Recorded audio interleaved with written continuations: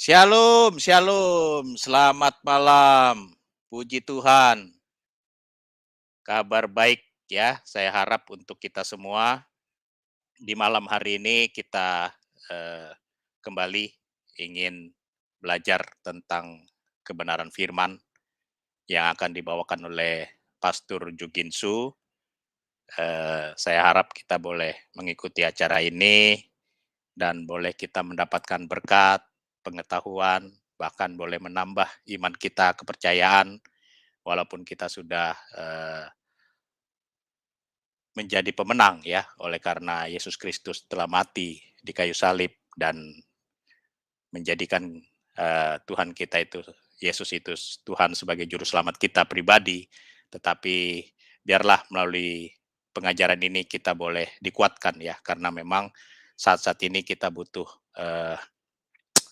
kekuatan dari kebenaran firman, karena banyak persoalan ya, sakit penyakit yang kita alami. Tetapi kita percaya firman Tuhan akan menguatkan kita dan juga akan memberikan kita kemenangan terhadap setiap masalah yang kita hadapi. Baik, untuk memulai acara kita pada malam hari ini, acara hari ini adalah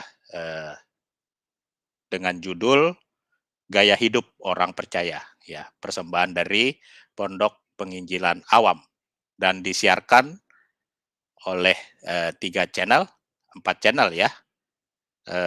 Piong 77 channel, Pavel 88 channel, Gereja YouTube, Juginsu Broadcast ya.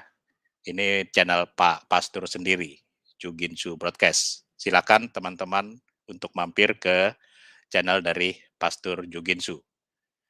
Baik, untuk memulai acara kita pada malam hari ini, kita awali dengan doa. Silakan Ibu Aling ya, pimpin kita dalam doa pembukaan. Silakan, Bu. Mari kita menundukkan kepala, kita berdoa. Terima kasih atas penyertaan-Mu, perlindungan-Mu, dan berkat yang Kau berikan kepada kami semua sepanjang hari ini. Dan juga terima kasih Bapak, karena pada malam ini Kau telah mengumpulkan kami semua di sini untuk bisa mengikuti pembekalan pelajaran kebenaran firman-Mu. Kiranya Bapak, waktu ini kuserahkan di dalam tangan-Mu dan Kau pimpin waktu ini.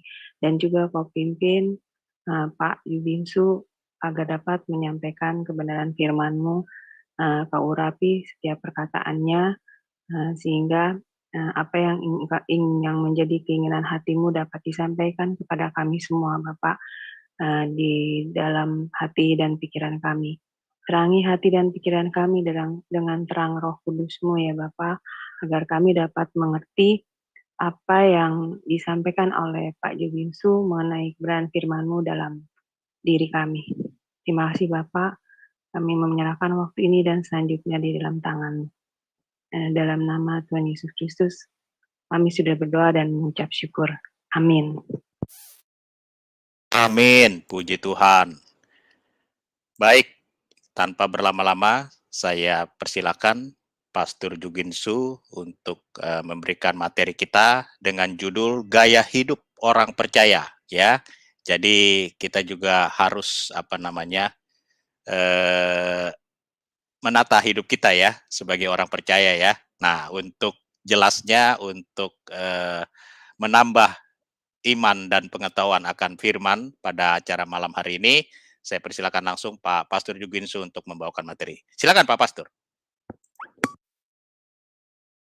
Shalom Bapak Ibu, teman-teman semuanya, saudara-saudari, baik yang di room maupun yang ada di live chat ya. Pertama, saya bersuka cita sekali karena hari ini bisa kembali kita belajar sama-sama ya, kita saling belajar. Tapi satu hal ya Bapak Ibu yang mau saya sampaikan kali ini hal yang sudah sering diajarkan, tapi ini format baru karena di gereja saya melayani baru ya. Dalam artian begini, ini di format baru pengajaran ini, dan inilah hari-hari ini kita sangat penting kali ya. Saya percaya hari-hari ini adalah hari-hari yang sudah terlalu dekat ya kedatangan Tuhan Yesus, sehingga kita perlu memahaminya. Nah, judul kali ini teman-teman, yaitu gaya hidup orang percaya. Jadi kalau bilang gaya itu ya caranya ya, cara stylenya ya, kesukaannya, pembawaannya, hal yang seperti itulah. Nah, bagaimana dengan orang Kristen, orang percaya khususnya ya, belum tentu juga orang Kristen seperti itu, tapi orang percaya tepatnya. Nah, judul yang saya sampaikan kali ini, saya percaya ya, Bapak Ibu nanti akan setelah pelajaran ini akan mendapatkan sesuatu yang baru. Saya jamin ya, mendapatkan sesuatu yang baru, dan ini boleh diterapkan dalam kehidupan kita sebagai anak-anak Tuhan. Ya, kenapa saya bilang demikian? Karena apa yang saya sampaikan ini nanti, ya, ini sangat-sangat penting, dan kalau kita pahami, maka kita nanti akan menjadi orang-orang yang luar biasa di dalam Tuhan. Ya, nah kenapa? Karena kita mengerti kebenarannya. Walaupun dia orang Kristen atau orang percaya, Bapak Ibu, masih banyak yang tidak ngerti ya apa yang dimaksud dengan kebenaran firman Tuhan, sehingga mereka pada umumnya ya orang-orang percaya, orang Kristen, tapi nggak ngerti ya. Nah, oleh karenanya kali ini saya akan mau sampaikan sesuatu hal yang sangat-sangat menurut saya penting sekali untuk kita pahami ya. Nah, Bapak Ibu, judulnya itu gaya hidup orang percaya. Nah, ini seri pengajaran ya. Nah, bagaimana sih gaya hidup orang percaya? Ya, ini penting untuk kita pahami ya. Karena kalau kita nggak memahaminya, maka ini tidak mungkin kita akan lakukan. Nah, bagaimana gaya hidup orang percaya? Nah, ada satu ayat, 3 ayat ya kita ambil. Kisah Para Rasul 2 ayat 42 sampai 40, lalu 46 sampai 47. Berkata begini, mereka bertekun dalam pengajar rasul-rasul dan dalam persekutuan, dan mereka selalu berkumpul untuk memecahkan roti dan berdoa.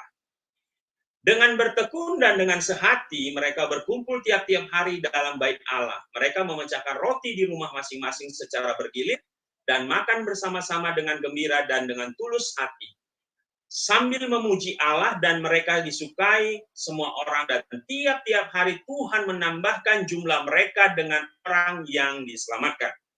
Perhatikan Bapak Ibu, dalam 3 ayat ini sebenarnya banyak hal-hal krusial yang bisa kita pelajari ya. Di situ dikatakan bertekun dalam pengajaran rasul-rasul, 1. Lalu mereka juga sebenarnya berkumpul ya. Lalu berkumpul itu berbicara persekutuan. Lalu memecah roti berarti berbagi hidup, Bapak Ibu. Lalu berdoa, ya. Nah, lalu dikatakan apa? Mereka bersukacita, bergembira, lalu memuji Allah. Lalu impact-nya apa? Mereka disukai, Bapak Ibu. Nah, mereka disukai, impact-nya apa? Tuhan memberkati dengan jumlah orang-orang yang percaya bertambah hari lepas hari, hari lepas hari. Jadi saya percaya ketika ini dilakukan oleh gaya hidup ini dilakukan oleh orang percaya, orang-orang yang percaya kepada Tuhan Yesus itu akan ditambah-tambahkan. Amin, ya. Nah, kita akan belajar. Kalau begitu, ya, bagaimana gaya hidup orang percaya sebenarnya? Nah, gimana sih gaya hidup orang percaya? Nah, kalau kita lihat ya Bapak Ibu ya. Nah, kalau kita lihat gaya hidup bersekutu dengan Allah ya akan membuat orang percaya memiliki hubungan yang intim dengan Allah, sehingga kita bertumbuh secara rohani dan mengerti kehendak Allah atas hidup kita. Jadi yang namanya orang percaya Bapak Ibu harus memiliki gaya hidup bersekutu dengan Allah. Ada relasi, ada persekutuan dengan Allah. Nah, ini penting. Jadi kalau orang percaya nggak punya pengalaman pribadi, persekutuan pribadi, hubungan intim dengan Tuhan, ini dipertanyakan kekristenannya dalam artian apakah dia benar-benar memiliki hubungan atau dia benar-benar orang yang percaya. Orang percaya harus punya gaya hidup bersekutu dengan Tuhan. Kenapa? Karena bersekutu dengan Tuhan, hubungan intim akan membuat orang yang memiliki hubungan yang intim dengan Allah sehingga bertumbuh. Jadi kalau orang yang mau bertumbuh di dalam rohaninya harus punya hubungan intim. Ya. Dengan hubungan intim maka kita mengerti kehendak Allah di dalam hidup kita sehingga kita berjalan dalam tuntunan Tuhan. Sehingga hidup kita akan berhasil. Nah, kalau begitu pertanyaannya, sebenarnya gaya hidup apa saja yang harus dimiliki oleh orang percaya? Nah, ini penting ya. Kalau begitu gaya hidup apa sih yang harus dimiliki oleh orang percaya? Nah, tadi kan banyak ya, saya ambil ini yang penting. 3 hal yang penting yang orang atau katakan begini, agama lain tidak mengajarkan atau tidak memiliki ini, Bapak Ibu. Ya, kalau berkumpul, membagi-bagikan, ya bersukacita, itu agama lain pun miliki, Bapak Ibu. Tapi 3 hal ini adalah ciri atau gaya hidup orang percaya. Apa itu? Yang pertama dikatakan berdoa. Nah, apakah orang agama lain berdoa? Berdoa, tetapi nanti kita lihat beda sekali berdoa kita dengan agama lain. Berdoa kita 2 arah. Agama lain berdoanya bagaimana? Saya berani katakan mereka 1 arah. Nah, yang kedua gaya hidupnya apa? Merenungkan dan melakukan firman Tuhan. Ya, ketiga apa? Memuji dan menyembah. Jadi 3 hal ini, teman-teman, Bapak Ibu, berdoa, suka merenungkan dan melakukan firman Tuhan, suka memuji dan menyembah, ciri gaya hidup orang percaya. Nah, kenapa ini harus kita miliki, Bapak Ibu? Karena kalau kita memiliki ini luar biasa, apalagi hari-hari ini, ya, di pandemi ini menjelang hari kedatangan Tuhan Yesus kali kedua Maranatha. Wow, ini harus kita kita perdalam, kita perbanyak, lebih intens lagi. Ya, 3, berdoa, merenungkan dan melakukan, memuji dan menyembah. Nah, kita akan bahas 3 ini. Nah, yang pertama, kenapa kita perlu berdoa, Bapak? Atau apa sebenarnya doa itu? Nah, apa pentingnya?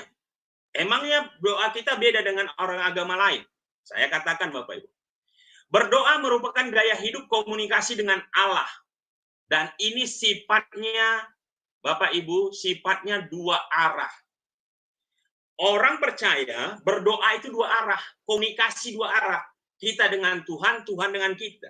Jadi bukan hanya kita ke Tuhan, tapi Tuhan nggak ngomong. Enggak. Tuhan kita ini Tuhan yang hidup. Tuhan yang berbicara sampai hari ini. Ya, berbeda dengan orang lain. Orang lain, ya, mereka berdoa tapi Tuhannya tidak berbicara. Ya, jadi ini berbeda sekali. Nah, dalam Markus 1 ayat 35, pagi-pagi benar, waktu hari masih gelap, ia bangun dan pergi keluar. Ia pergi ke tempat yang sunyi dan berdoa di sana. Markus 1:35. Ini Tuhan Yesus. Tuhan Yesus memberi contoh kepada kita bagaimana dia mencontohkan berdoa kepada Bapa. Jadi kita sebagai pengikut Kristus juga harus punya gaya hidup seperti yang guru kita, Tuhan kita lakukan. Pagi-pagi masih gelap, dia datang berdoa kepada Bapa. Ya. Tuhan Yesus ajarkan loh. Wow, ini luar biasa Bapak Ibu. Gaya hidup kita itu harus gaya hidup yang berdoa. Berdoa itu sekali lagi komunikasi 2 arah. Berdoa itu nafas hidup orang percaya. Kalau kita nggak berdoa, kita nggak punya relasi dengan Tuhan. Kita nggak mengerti apa yang Tuhan mau lakukan dalam hidup kita. Daniel 6 ayat 11, Bapak Ibu. Ketika bangsa Israel masuk dalam pembuangan. Demi didengar Daniel bahwa surat perintah itu telah dibuat, pergilah ia ke rumahnya. Dalam kamar atasnya ada tingkap-tingkap yang terbuka ke arah Yerusalem. 3 kali sehari ia berlutut, berdoa, serta memuji Allah, seperti yang biasa dilakukannya. Ketika ada rencana mau membunuh orang-orang yang tidak mau menyembah raja, Daniel, karena dia tahu dia tidak mungkin menyembah raja, ya, hanya Tuhan yang harus disembah. Nah, dia berdoa supaya rencana Allah lah yang jadi. Jadi gaya hidup doa ini dari perjanjian lama, perjanjian baru itu udah gaya hidup orang percaya.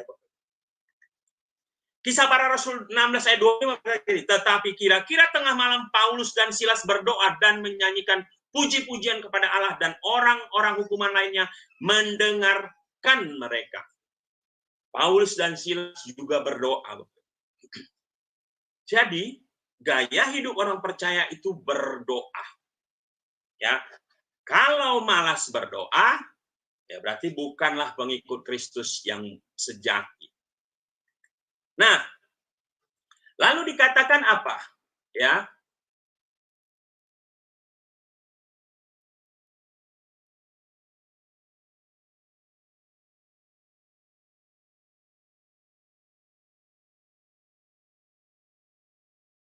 Ya.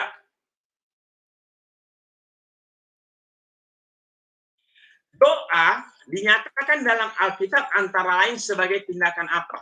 Nah, jadi Bapak Ibu, doa itu adalah komunikasi dua arah, bukan monolog ya. Kita berdoa saja, ngomong, meminta, dan kita tidak mendengarkan jawaban Tuhan atau tidak berharap jawaban Tuhan, bukan seperti itu. Ketika kita berdoa, kita juga berharap Tuhan bicara. Tuhan ngasih tahu apa yang mau dia supaya kita lakukan. Ya, jadi di dalam doa itu Bapak Ibu, ya, itu sebagai tindakan apa sih? Nah, pertama doa itu berseru kepada Tuhan. Berseru kepada Tuhan. Di dalam doa itu ada seruan kepada Tuhan. Nah, Mazmur 3 ayat 5, dengan nyaring aku berseru kepada Tuhan dan ia menjawab aku dari gunungnya yang kudus. Wow. Daud berkata, aku berseru dengan nyaring kepada Tuhan. Lalu apa katanya? Ia menjawab aku dari gunungnya yang kudus. Jadi dua arah Bapak Ibu. Bukan kita berseru-berseru saja dan Tuhan tidak jawab. Ya, dua arah. Itu hebatnya Tuhan kita. Apakah di agama lain Tuhannya ada menjawab Bapak Ibu? Saya kok ragu. Ya, jangankan menjawab. Dengan nabinya saja dia tidak pernah Tuhannya ngomong gitu loh. Apalagi dengan umatnya. Beda dengan kita. Tuhan kita bicara dengan kita, Bapak Ibu. Ya, luar biasa. Bangga punya Allah seperti Allah kita. Mazmur 7 ayat 6. Aku berseru kepadamu karena engkau menjawab aku, ya Allah. Dia menjawab. Sedengkanlah telingamu kepadaku, dengarkanlah perkataanku. Perhatikanlah Tuhan perkataanku. Ya, dengarkan. Wow, berseru. Luar biasa.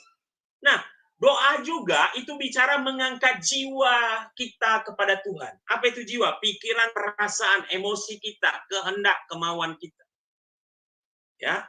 Saat kita berdoa, kita lagi mengangkat jiwa kita, perasaan kita, emosi kita.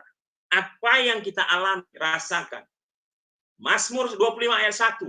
Dari Daud, kepadamu ya Tuhan, ku angkat jiwaku. Maka orang berdoa itu nggak kaku, Bapak Ibu. Dia berseru, dia lagi mengangkat emosi, perasaan jiwanya, keinginan, kehendaknya, pikirannya. Jadi berdoa itu bukan kaku, Bapak Ibu. Kayak robot, enggak. Semuanya itu kita bawa. Itu kenapa kita kan lagi berdoa, lagi menyembah ya, dalam roh dan benar. Nah, berdoa itu juga bicara apa? Mencari Tuhan. Kenapa mencari Tuhan? Yesaya 55 ayat 6. Dikatakan apa? Carilah Tuhan selama ia berkenan ditemui. Berserulah kepadanya selama ia dekat.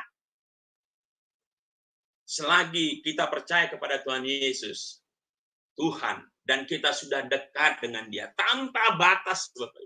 Tirai itu sudah terkoyak ketika Tuhan Yesus mati di kayu salib. Itu sudah terkoyak dari atas sampai bawah. Tidak ada lagi pemisah. Kita nggak takut lagi datang kepada Dia. Kenapa? Karena Yesus sudah mendamaikan kita yang tadinya kita seteru, perdamaikan dengan Bapa. Ya, kita mencari Tuhan. Dalam doa kita itu kita sedang mencari Tuhan. Ya. Lalu doa itu juga bicara apa? Menghampiri tahta karunia dengan keberanian. Bapak Ibu, orang Israel nggak berani datang langsung kepada Tuhan. Nggak berani. Harus melalui imam. Ya, bawa korban, titip ke imam. Aku buat gini, minta ampun begini-begini. Ini merpati, domba, atau apapun.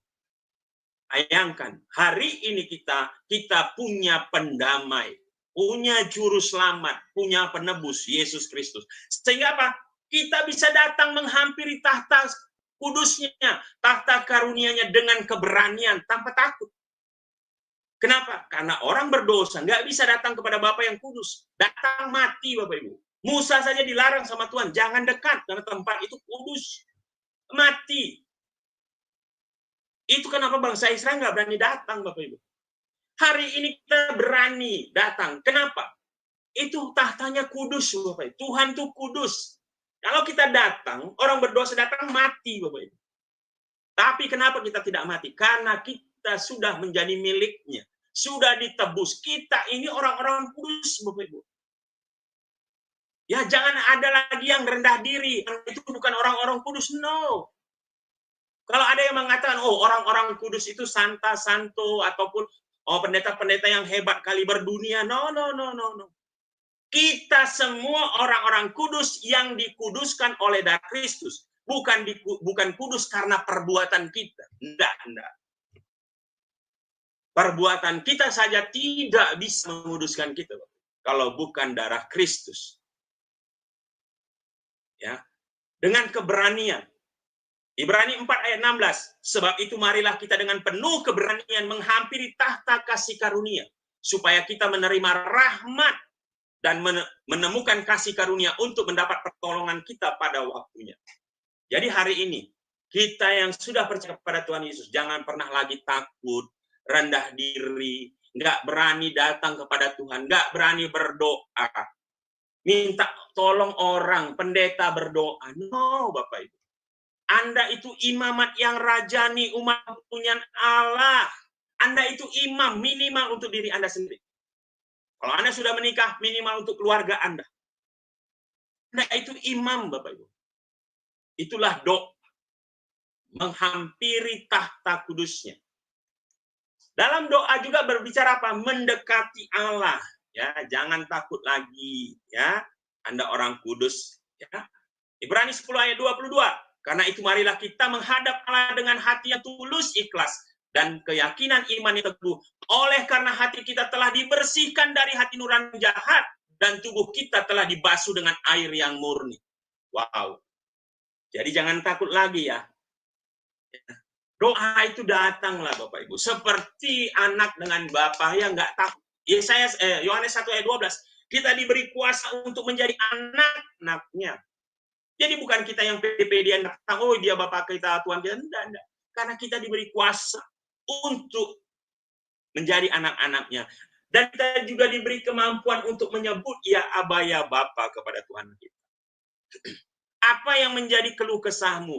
Apa yang kau rasakan jiwamu? Datang kepada Tuhan. Caranya nggak harus formal, Bapak Ibu. Ya, tapi tetap engkau menghormati Dia sebagai Tuhan. Ya. Nah, nanti kita akan belajar bagaimana caranya. Nah, lalu, kalau begitu bagaimana ya gaya hidup orang percaya? Tadi pertama, suka berdoa. Nah, yang kedua, merenungkan dan melakukan firman Tuhan. Nah, gaya yang kedua itu, firman adalah segala tulisan yang diilhamkan oleh Allah dalam seluruh isi Alkitab, Perjanjian Lama maupun Perjanjian Baru, yang harus direnungkan dan dilakukan oleh setiap orang percaya sehingga mengalami pertumbuhan rohani dan menjadi kuat di dalam iman kepada Kristus. Kenapa kita perlu membaca, merenungkan, dan melakukan? Supaya manusia rohani kita bertumbuh, Bapak Ibu. dan menjadi kuat di dalam iman kepada Kristus. Pentingnya iman supaya Anda tidak goyah di hari-hari ini. Dan atas iman itulah kita percaya pada Yesus Kristus. Walaupun kita tidak melihat, tapi kita percaya. Ya, jadi firman itu segala tulisan yang diilhamkan oleh Allah, ya. Nah, 2 Timotius 3:16, segala tulisan yang diilhamkan Allah memang bermanfaat untuk apa? Mengajar, untuk menyatakan kesalahan, untuk memperbaiki kelakuan, dan untuk mendidik orang ke dalam kebenaran. Kenapa ya perlu kita merenungkan, membaca firman Tuhan dan melakukan? Kata diilhamkan itu dari kata Yunani theopneustos, ya, terdiri dari dua kata. Theos itu Tuhan Allah, pneu artinya bernafas, sehingga diilhamkan itu artinya firman Allah memberi nafas hidup ilahi kepada orang percaya. Bayangkan, nafas hidup ilahi. Artinya kalau orang yang nggak suka baca firman, nggak suka merenung melakukan, ya dia nggak akan mendapatkan nafas ilahi, Bapak Ibu. Itu sumber kehidupan. Manusia hidup tidak hanya oleh roti, Bapak Ibu, tapi oleh seluruh kebenaran firman Tuhan. Kita ini manusia rohani yang memiliki jiwa yang tinggal di dalam tubuh. Itu orang percaya. Manusia rohani kita yang punya jiwa tinggal dalam tubuh. Jadi manusia rohani ini apa makanannya? Firman Tuhan. Kalau kita nggak makan firman Tuhan, ya mati. Ialah nafas hidup ilahi kita. Firman Tuhan itu perlu setiap hari kita baca, renungkan, dan lakukan. Nah, kalau gitu, ya, kalau begitu kira-kira, ya, apa berkat-berkat yang kita terima ketika kita membaca, merenungkan, dan melakukan firman Tuhan? Ya, dikatakan, ya, kita akan menerima berkat-berkat. Pertama, hidup berhasil dan beruntung. Nah, saya percaya semua yang ada di kita ini pengen hidupnya berhasil, beruntung. Saya percaya sekali itu. Ya, nggak mungkin ada yang, saya nggak mau berhasil lah, nggak mau beruntung. Nggak. Pasti semua mau hidup dan beruntung, berhasil beruntung.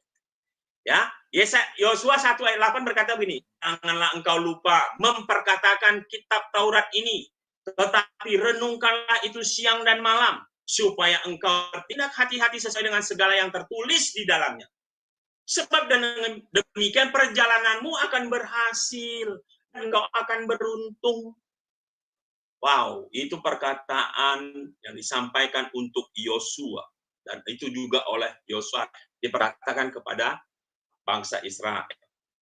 Jangan lupa Bapak Ibu, ya, perkatakan, renungkan, ya, supaya kita ini bertindak hati-hati, supaya hidup kita ini berhasil dan beruntung. Ya. Mazmur 1 ayat 1 dan 3 ini sangat terkenal. Ya, berbahagialah orang yang tidak berjalan menurut nasihat orang fasik, yang tidak berdiri di jalan orang berdosa, dan yang tidak duduk dalam kumpulan pencemooh, tetapi yang kesukaannya ialah Taurat Tuhan dan merenungkan Taurat itu siang dan malam. Ia seperti pohon yang ditanam di tepi aliran air yang menghasilkan buahnya pada musimnya, dan yang tidak layu daunnya, apa saja yang diperbuatnya berhasil. Wow, luar biasa.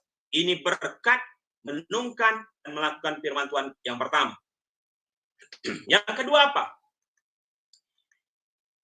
Berbahagia karena perbuatannya. Jadi Bapak Ibu, salah satu cara untuk berbahagia itu apa sih? Ternyata itu baca firman, merenungkan dan melakukannya, Anda akan bahagia dalam perbuatan Anda. Yakobus 1 ayat 25. Tetapi barang siapa meneliti hukum yang sempurna, Alkitab ya Bapak Ibu, firman Tuhan, yaitu hukum yang memerdekakan orang, firman Tuhan, kebenaran yang Anda imani, Anda mengerti, akan memerdekakan Anda. Dan ia bertekun di dalamnya, jadi bukan hanya mendengar untuk melupakannya, tetapi sungguh-sungguh melakukannya, ia akan berbahagia oleh perbuatan. Jadi bukan mendengar lalu lupakan. Ya, seperti firman yang ditabur yang di tanah pinggir jalan itu, enggak. Tetapi sungguh-sungguh melakukannya, maka kita berbahagia. Jadi ingat, cara bahagia, baca firman, renungkan, dan lakukan. Ketika Anda akan melakukannya, nanti akan Anda merasakan ada satu kebahagiaan yang luar biasa. Lalu berkat lainnya apa? Menjaga hidup berjalan sesuai kebenaran. Bapak Ibu, hari-hari ini banyak orang terpleset, bisa melakukan pelanggaran dan sebagainya yang tidak sesuai dengan firman Tuhan. Bagaimana caranya supaya hidup kita berjalan sesuai dengan kebenaran? Baca firman, Bapak Ibu. Lakukan. Mazmur 119 ayat 9 dan 11. Dengan apakah seorang muda mempertahankan kelakuannya yang bersih? Hati-hati.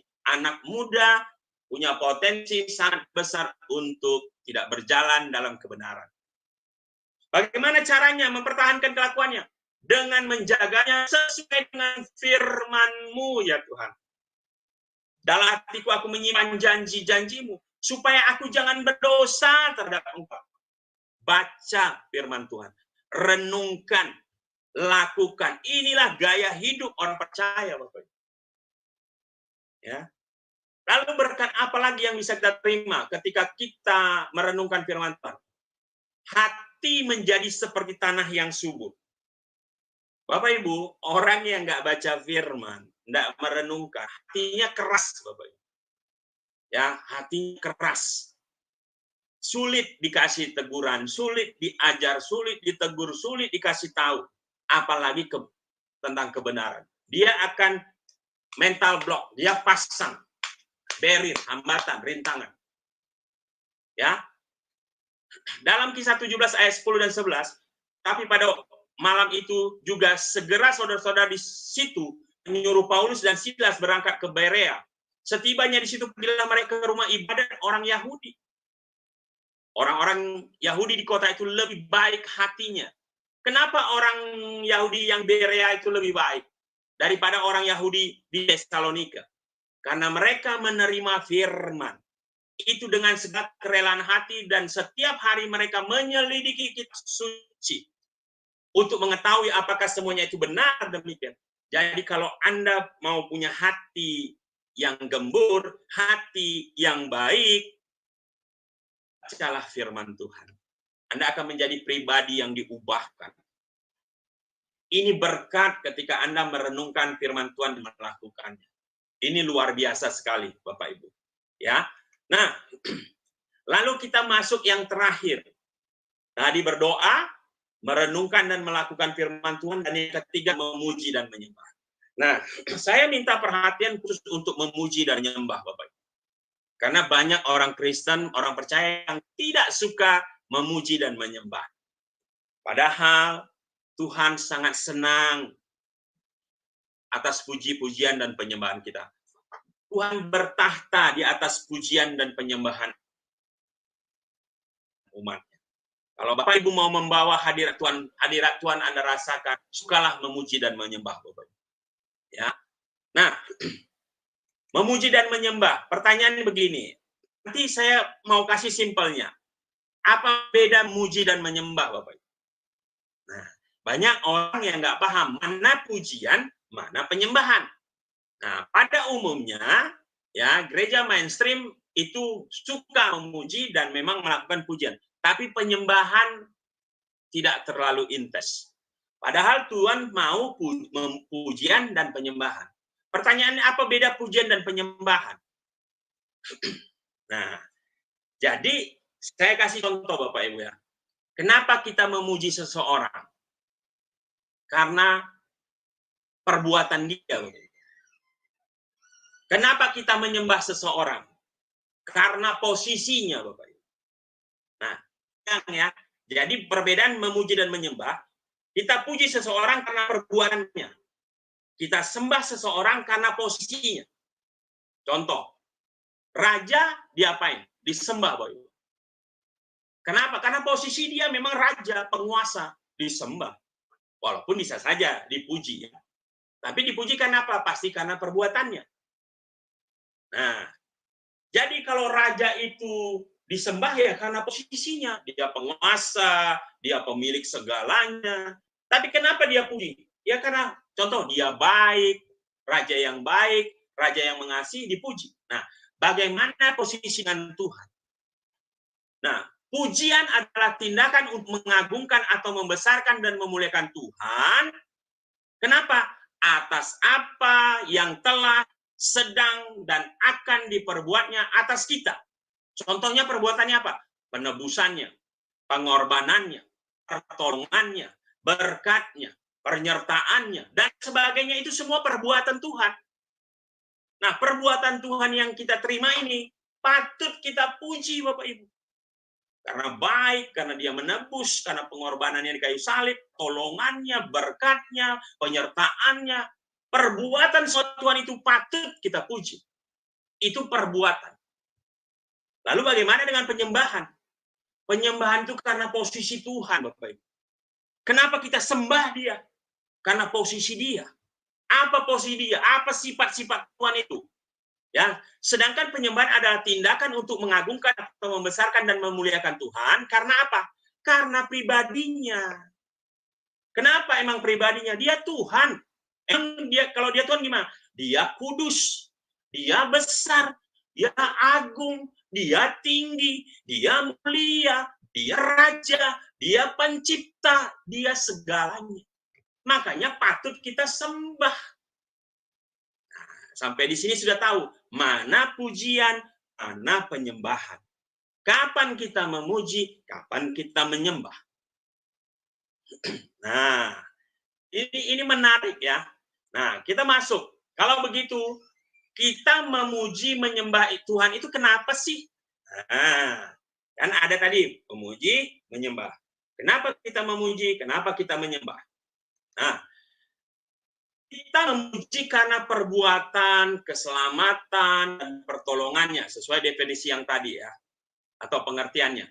Mazmur 62 ayat 1-2, untuk pemimpin biduan, menurut Yedutun Mazmur Daud, hanya dekat Allah saja aku tenang, daripadanya lah keselamatanku. Wow. Tuhan itu penyelamat, juru selamat kita. Dia mengerjakan karya keselamatannya. Kita puji dia. Ya, Daud itu sangat suka memuji Tuhan.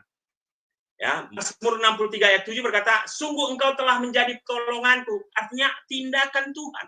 Apa yang sudah Tuhan lakukan dulu, sekarang, dan yang akan datang, patut kita puji. Sungguh engkau telah menjadi pertolonganku dan dalam naungan sayapmu aku bersorak-sorai. Jadi Bapak Ibu, kalau Anda memuji Tuhan itu jangan heran, bersorak itu nggak salah, nggak bidat, nggak sesat. Bapak Ibu. Ya, bayangkan Anda kalau pemain bulu tangkis sajalah Indonesia menang, wow, kita memuji, wah, kasih aplaus, bersorak, luar biasa. Sama manusia kita bisa melakukan itu, sama Tuhan kita nggak mau melakukan itu. Alangkah luar biasanya. Ya.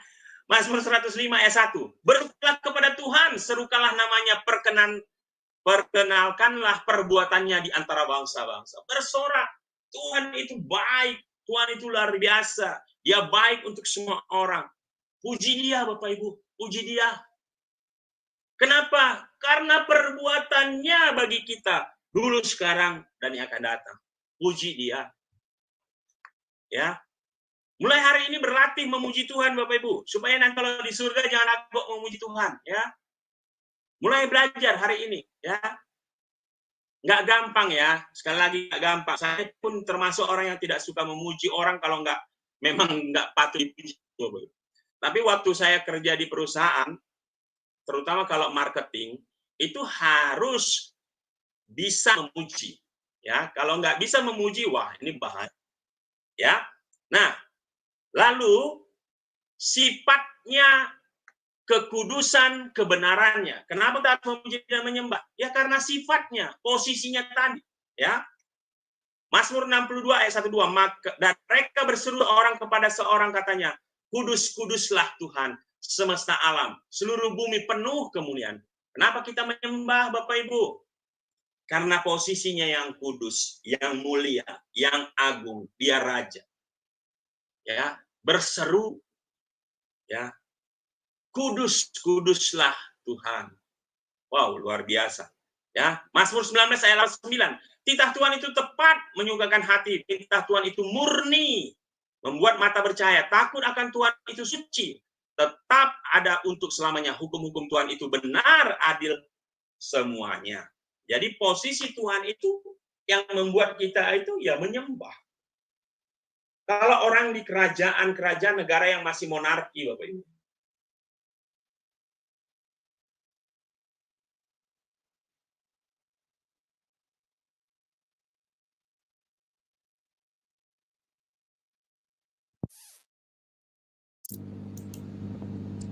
Halo, jaringan ya, Pak Pastor ya.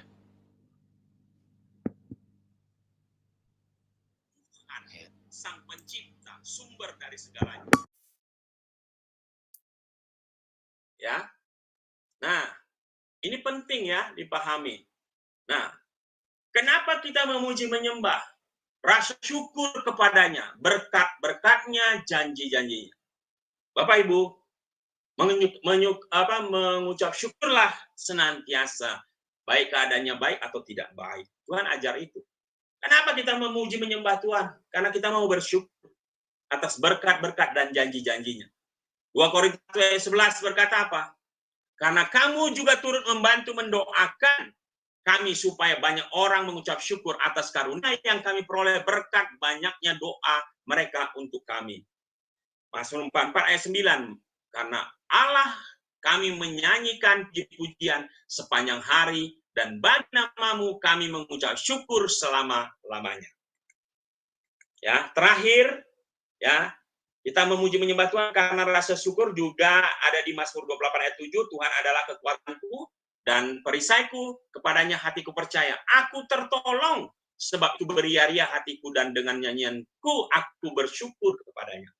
Jadi kalau orang percaya nggak tahu bersyukur, Bapak Ibu, wah ini bahaya. Pak, bangun pagi hari, berdoa, mengucap syukur untuk setiap nafas kehidupan yang masih Tuhan kasih. Bapak Ibu. Ada orang yang pagi tadi nggak bangun lagi loh. Ada orang yang di rumah sakit bernapas pun masih pakai oksigen. Kita gratis loh. Mengucap syukurlah. Mazmur 107 ayat 1. Bersyukurlah kepada Tuhan sebab ia baik. Bahwasannya untuk selama-lamanya kasih setianya. Ya. Nah, terakhir ini yang banyak pertanyaan. Bagaimana cara memuji dan menyembah Tuhan? Nah, banyak orang yang mengatakan, ih, lucu itu pujian penyembahannya kok kayak orang gila, stres, ya kok kayak di naik klub gitu ya. Kok begitu? Perhatikan baca nanti ya cerita tentang Daud bagaimana dia memuji menyembah. Hati-hati kalau Anda tidak mengerti kebenaran firman Tuhan, Anda menghina orang yang lagi memuji menyembah. Hati-hati. Saya katakan hati-hati. Ya. Jadi waktu Daud lagi memuji menyembah Tuhan, waktu dia menang dalam pertempuran, Bapak Ibu. Ada istrinya ya, kok lupa saya. Istrinya itu menghina karena dia bilang raja kok seperti itu, menyanyi kok seperti orang gila, teriak-teriak nggak pakai baju, melompat-lompat dan sebagainya. Padahal Daud lagi mengekspresikan jiwanya, mengangkat jiwanya kepada Tuhan, full, total dia memuji menyembah. Bapak Ibu, kalau Anda memuji menyembah total, Anda nggak akan malu lagi. Anda tidak ditentukan oleh keadaan. Tidak. Ya, karena Anda lagi berhadapan dengan Tuhan. Anda nggak akan merasa malu dalam pujian penyembah. Karena Anda melakukannya untuk Tuhan, bukan untuk menyenangkan orang. Jadi waktu Anda di rumah ibadah, di gereja, Bapak Ibu, waktu Anda memuji menyembah itu bukan supaya ditonton orang, pujian penyembahan Anda baik, enggak. Anda lagi mengekspresikan diri Anda memuji menyembah Sang Khalik yang maha luar biasa itu. Jadi jangan malu, Bapak Ibu. Totalitas dengan seluruh tubuhmu, jiwa dan rohmu. Manusia itu roh, jiwa, dan tubuh. All, Bapak Ibu. Nah, bagaimana caranya? Pertama, menyanyikan mazmur, kidung, dan lagu rohani. Mazmur 147 ayat 1. Haleluya, sungguh bermazmur bagi Allah kita itu baik, bahkan indah dan layaklah memuji-muji Tuhan. Jadi Bapak Ibu bermazmur, memuji-muji Tuhan. Kau baik Tuhan, kau luar biasa, engkau dahsyat, atas hidupku. Puji dia, Bapak Ibu. Dan itu baik, Bapak Ibu. Ya, bahkan indah, kata Mazmur.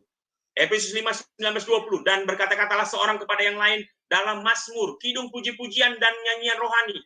Bernyanyilah dan bersoraklah bagi Tuhan dengan segenap hati. Bayangkan, bersorak, bernyanyi. Engkau dahsyat Tuhan. Haleluya, praise the Lord. Kau luar biasa. Ekspresikan jiwamu. Bersoraklah bagi Tuhan. Bukan untuk orang Anda bersorak, untuk Tuhan. Anda lagi menyenangkan hati Tuhan. Dengan segenap hati, Bapak. Ucaplah syukur senantiasa atas segala sesuatu dalam nama Tuhan kita, Yesus Kristus, kepada Allah dan Bapa kita. Perhatikan Bapak Ibu, kepada seorang artis yang terkenal, presiden yang masuk, Anda bisa standing ovation, lalu Anda tepuk tangan. Enggak, bentar, lama tepuk tangannya. Dengan Tuhan yang menghidupkan Anda malu tepuk tangan? Anda malu memuji dia? Memberikan ekspresi atas luar biasa? Anda malu?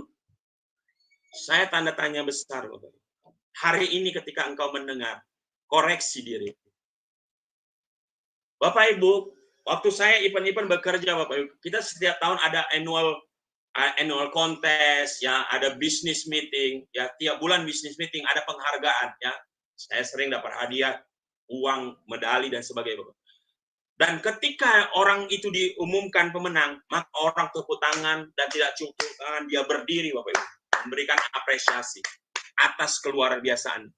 Perhatikan, Tuhan yang memberi Anda hidup, Anda malu memberi tepuk tangan, sorak-sorai, sukacita, engkau dahsyat, luar biasa Tuhan, engkau ajaib. Bahkan hari ini terima kasih Tuhan untuk setiap napas kehidupan yang kau berikan kepadaku, untuk keluargaku, istri anak-anakku, keluargaku sehat-sehat hari ini, masih hidup Tuhan. Terima kasih Tuhan. Anda malu mengatakan itu? Waktu Anda masuk dalam hadirat, Anda merasakan Tuhan ada, Anda bersuka cita, apakah Anda malu bertepuk tangan ketika Anda sendiri? Pertanyakan itu, teman-teman. Kalau Anda malu mengucap syukur, memberikan apresiasi kepada Tuhan Anda yang memang layak. Sedangkan dengan orang lain, bupatimu, presidenmu, Anda nggak malu, pertanyakan. Kolose 3 ayat 16, hendaklah perkataan Kristus diam dengan segala kekayaan di antara kamu, sehingga kamu dengan segala hikmat mengajar menegur seorang akan yang lain, dan sambil menyanyikan mazmur, puji-pujian, nyanyian rohani, kamu mengucap syukur kepada Allah di dalam hatimu. Praise the Lord. Ya, terima kasih Tuhan. 2, mengangkat tangan. Nah, jadi jangan heran orang hari ini memuji Tuhan itu mengangkat tangan. Loh, Anda tahu kalau konser nyanyian Bapak Ibu, bagaimana mereka ekspresinya? Angkat tangan Bapak Ibu. Lah Anda memuji menyembah Tuhan malu angkat tangan. Angkat tangan ini bukan gaya-gayaan. Anda mengekspresikan ekspresi. Anda berserah kepada Tuhan. Anda mengucap syukur kepada Tuhan. Karena memang dia layak, Bapak Ibu. Dia layak. Ya. Lah orang yang menang aja Anda tepuk tangan. Tepuk tangannya, kalau kita dulu ya, saya bekerja itu tepuk tangan itu nggak di bawah, Bapak Ibu. Ah, ini tepuk tangan biasa ini. Tepuk tangan itu harus lebih tinggi dari kepala kita. Kenapa? Karena Tuhan itu memang patut dan layak untuk menerimanya. Dan tepuk tangan itu keras. Kenapa tepuk tangan keras? Supaya darah kita ini mengalir. Supaya nggak ngantuk. Dalam memuji menyembah Tuhan, ke gereja itu nggak ngantuk, Bapak Ibu. Ya, banyak orang Kristen yang beribadah ngantuk.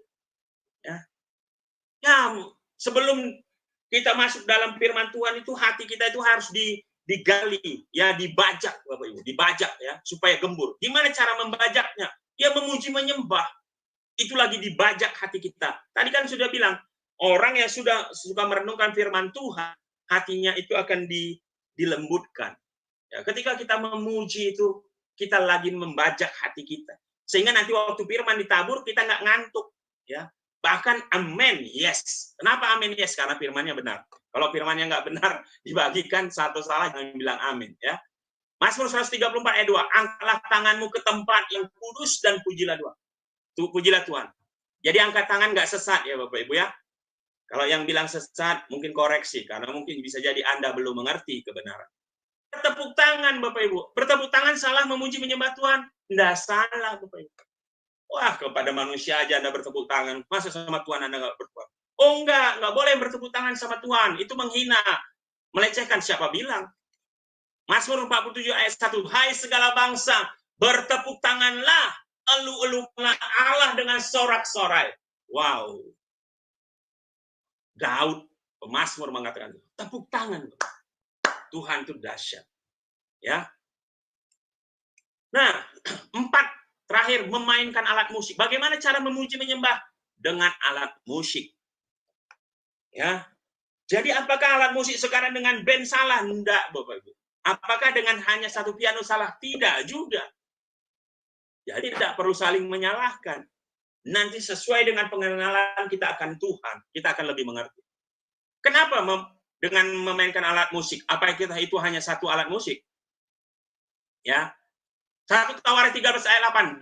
Daud dan seluruh orang Israel menari-nari di hadapan Allah dengan sekuat tenaga. Apakah menari, memuji, menyembah Tuhan itu dengan menari salah? Sesat? Bidat? Tidak, Bapak. Daud mempraktekannya. Daud itu raja pujian dan penyembahan. Diiringan dengan nyanyian. Sudah menari, menyanyi. Lalu dengan apa? Alat-alat musik. Kecapi, gambus, rebana, ceracap, napiri. Apapun, Bapak. Ya. 1 Tawarik 28. Seluruh orang Israel mengangkut tabut perjanjian Tuhan itu dengan diiringi sorak dan bunyi sangkakala, napiri dan ceracap sambil memperdengarkan permainan gambus dan kecapi. Itulah memuji menyembah dengan seluruh segenap hati, dengan tubuh, jiwa dan rohmu, Bapak. Ya. Apakah kalau Anda memuji menyembah Tuhan dengan kaku salah? Enggak juga. Tapi kalau ada yang mengekspresikannya dengan segala roh, jiwa dan tubuhnya, jangan salahkan gitu. Karena pengenalan Anda akan Tuhan akan berkembang ya seturut dengan Anda mengenal Tuhan lebih dalam lagi. Nah, Mazmur 149 ayat 3. Biarlah mereka memuji-muji namanya dengan tari-tarian. Biarlah mereka bermazmur kepadanya dengan rebana dan kecapi. 1 Samuel 10:5. Sesudah itu engkau akan sampai di Gibea Allah, tempat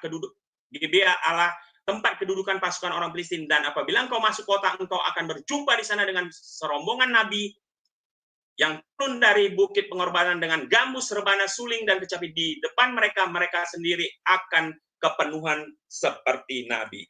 Terakhir, Mazmur 25 ayat 14. Tuhan bergaul dengan orang yang takut akan Dia. Perjanjiannya diberitahukannya kepada mereka. Itu yang bisa saya sampaikan Bapak Ibu. Mari kita berdoa. Bapak, terima kasih hamba-Mu telah menyampaikan isi hati-Mu Tuhan untuk pengajaran season kali ini. Terima kasih untuk kesempatan yang boleh hamba-Mu sampaikan Tuhan. Berkati setiap pengajaran yang ada sehingga apa yang ditabur boleh bertumbuh, berbuah, dan berdampak bagi banyak orang. Berkati konten ini sehingga siapapun nanti yang mendengarkan Tuhan boleh bermanfaat. Terima kasih untuk waktu ini. Segala puji, hormat, dan kemuliaan hanya bagi nama-Mu. Di dalam nama Tuhan Yesus kami sudah berdoa dan mengucap syukur. Haleluya. Amin. Amin, amin, amin. Puji Tuhan. Haleluya. Renungan ataupun pembelajaran, pengajaran yang luar biasa pada malam hari ini mengajarkan kita untuk selalu bergaya hidup yang benar di mata Tuhan ya, yang sesuai Alkitabiah. Dan saya juga percaya, ya saya tidak bisa berbahasa roh, Pak Pastor ya, tapi saya tidak menyalahkan atau tidak menghujat yang berbahasa roh ya, ataupun yang awal gereja saya mula-mula juga tidak ada, hanya dulunya belum ada keyboard ya, hanya ada keyboard saja ya, tapi perkembangan zaman ada drum juga. Dan menurut saya memang ibadah itu memang harus dengan gembira ya sebelum kita menerima firman Tuhan. Saya setuju itu Pak Pastor, karena bagaimanapun utamanya memang harus kita mendengarkan firman Tuhan. Tetapi harus kayak dipancing gitu dengan kita bersemangat memuji. Jangankan mendengarkan firman Tuhan, memuji Tuhan aja itu kan kita sudah menyenangkan hati Tuhan. Jadi ibaratnya sudah satu paket, kita harus bersemangat dalam ibadah itu. Jadi dalam hal ini saya setuju dan, tidak tidak menyalahkan, "Wah itu nggak benar tuh ya bahasa roh," atau ya kalau dia main-main dengan bahasa roh dia akan kena sendiri ya, karena dia juga menghina Tuhan gitu kan, memainkan Tuhan, akan dia tanggung sendiri. Tapi yang pasti kita, jangan menyalah-nyalahkan atau dengan bernyanyi ya, kecapi, ada di ayatnya tadi ya Pak Pastor ya, dengan gendang dan kecapi ya. Silahkan gitu loh, mereka memuji Tuhan, kita memuji Tuhan dengan gaya apa, dengan semangat ya, asal juga jangan sampai misalnya sembari salto, guling-guling, ataupun itu, ya jangan juga seperti lebay gitu ya. Ya gembira bagaimanalah seperti ibadah yang yang sopan juga gitu. Tapi ada kan juga Pak Pastor yang, wah itu nggak benar, ya ini ya, merasa dia paling benar. Nah menurut saya orang ini harus hati-hati. Wah pengajaran saya paling benar, Anda itu mengajar salah. Entar dulu, jangan-jangan pengajaran Anda yang salah, karena dia juga mengajarkan sesuai dengan Alkitab. Nah ini yang menurut saya memang, kita harus bijaksana juga menyikapi ya. Kalau memang, tentang sesuatu hal ya, kita harus benar-benar, berdoa dulu gitu, baru kita melihat orang lain. Yang penting bagi saya pribadi ya, kita percaya kepada Allah Tritunggal. Itu yang paling, prinsip bagi kehidupan kita beriman. Ya, untuk yang lain, pondasi ya, tata cara ibadah atau apapun, biarlah itu masing-masing denominasi gereja yang mengaturnya. Tapi kita percaya Allah Tritunggal itu yang, ada di dalam Alkitab kita. Bukan kata-kata Tritunggal, tetapi konsep Tritunggal ini yang kita, yakini gitu. Baik, mungkin itu saja kata pembukaan dari saya terhadap materi yang dibawakan Pak Pastur. Luar biasa, saya rasa kita boleh dikuatkan, kita tetap terus semangat ya, dalam beribadah pun kita harus tetap semangat. Walaupun online juga, justru kalau online kita di rumah ya mungkin kalau kita bertepuk tangan sembari loncat-loncat juga enggak apa-apa juga, karena memang, eee, ya dalam keluarga ya, dalam kita bersukacita gitu kan. Jadi jangan kita, wah di dalam hanya online, enggak juga. Ikuti aja gitu dengan apa mauan dari diri kita, kita bersemangat, ya semangatlah supaya Tuhan juga, senang ya melihat kita juga menyenangkan hati Tuhan. Baik ini, sudah ada yang ingin bertanya mungkin? Pak Pastur ditutup dulu ya, Pak Pastur ya, biar kelihatan teman-teman kita ini. Mohon maaf Pak, ditutup ininya ya. Iya, share screen. Iya, baik. Silakan ada yang ingin, menyampaikan pertanyaan tentang tema kita, gaya hidup orang percaya. Ya, saya yakin kalau kita menyimak tadi pembelajaran dari Pastor Juginsu, mungkin kita mengalami hal ini, ya pernah juga kita seperti itu. Nah, kebetulan, sedang dibahas, mungkin ada pertanyaan yang ingin disampaikan, silakan Bapak Ibu. Bisa langsung saja buka mic-nya, nggak usah kita, angkat tangan. Silakan. Ada Pak Pendeta Lalu Pausen? Ah, silakan. Ingin bertanya ataupun menambahkan Pak Pendeta? Shalom yang diurapi. Saya mohon izin, saya lagi di jalan, saya menyimak dulu. Kalau udah sampai nanti saya masuk. Oke, puji Tuhan. Saya sangat diberkati sekali dengan gaya hidup orang percaya ini memang penting. Amin. Ya, kalau orang Lombok bilang kita harus punya lifestyle ya. Lifestyle, betul. Iya. Kalau kita ngaku sebagai orang percaya, terus kita nggak punya gaya hidup yang seperti yang disampaikan sama hambanya tadi itu, aduh Bang Haji berkata terlalu ya. Lewat gaya hidup kita orang lain akan melihat Kristus. Lewat gaya hidup kita orang lain akan dan mereka akan menyerahkan hidup mereka untuk mengizinkan Yesus sebagai Tuhan dan Juru Selamat dalam kehidupan mereka. Orang-orang percaya untuk menunjukkan gaya hidup ini kepada mereka gitu loh. Ya, saya lagi nyetir Bapak, mohon izin saya Baik. Sharing sama beliau sangat diberkati sekali. Baik, Pak Pastor, luar biasa. Terima kasih Pak Pastor ya. Ya, silakan. Ada yang ingin bertanya? Ini ada Bu Heni, ada siapa ini? BN, siapa nih? Boleh buka mic-nya, perkenalkan jika baru pertama kali. Oh, oke. Silakan, silakan. Ada juga Pak Johan, ya. Ada Ibu Anna, Bu Aling. Silakan. Atau Bu Heni ingin bertanya, silakan.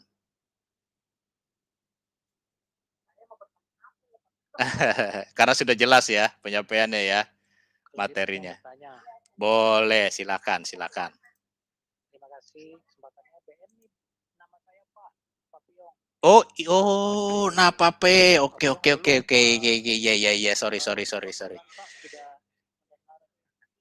Perasaan pernah ngeliat gitu, BN ini kan pernah ini satu tim. Teruslah kita satu tim terus di dalam Tuhan lah. Itu. Silakan Pak Napape, silakan monggo. Saya mau tanya orang percaya di sini.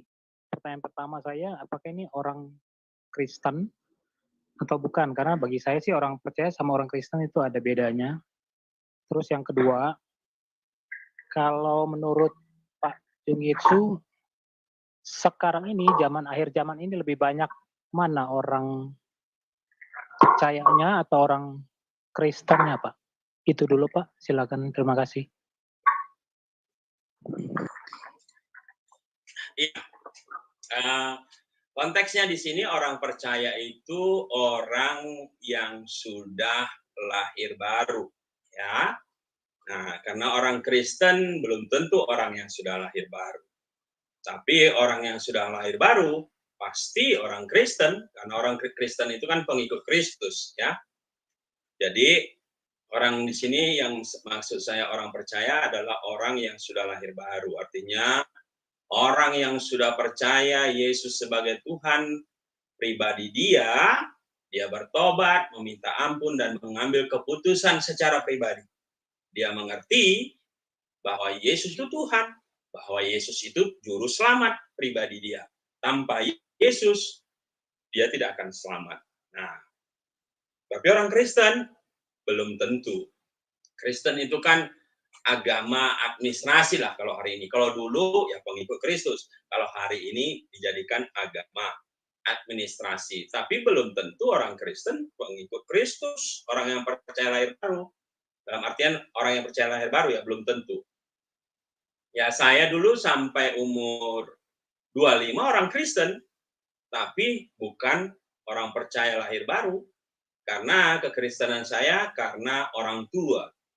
Ya, saya belum mengerti mengambil keputusan pribadi Yesus saya undang sebagai Tuhan dan juru selamat pribadi saya. Nah, kalau ditanya, mana sekarang hari ini lebih banyak orang Kristen atau orang percaya? Nah, ini data secara real fakta administrasi tertulis tidak ada. Tetapi kalau saya mau berkata, ya, lebih banyak orang percaya.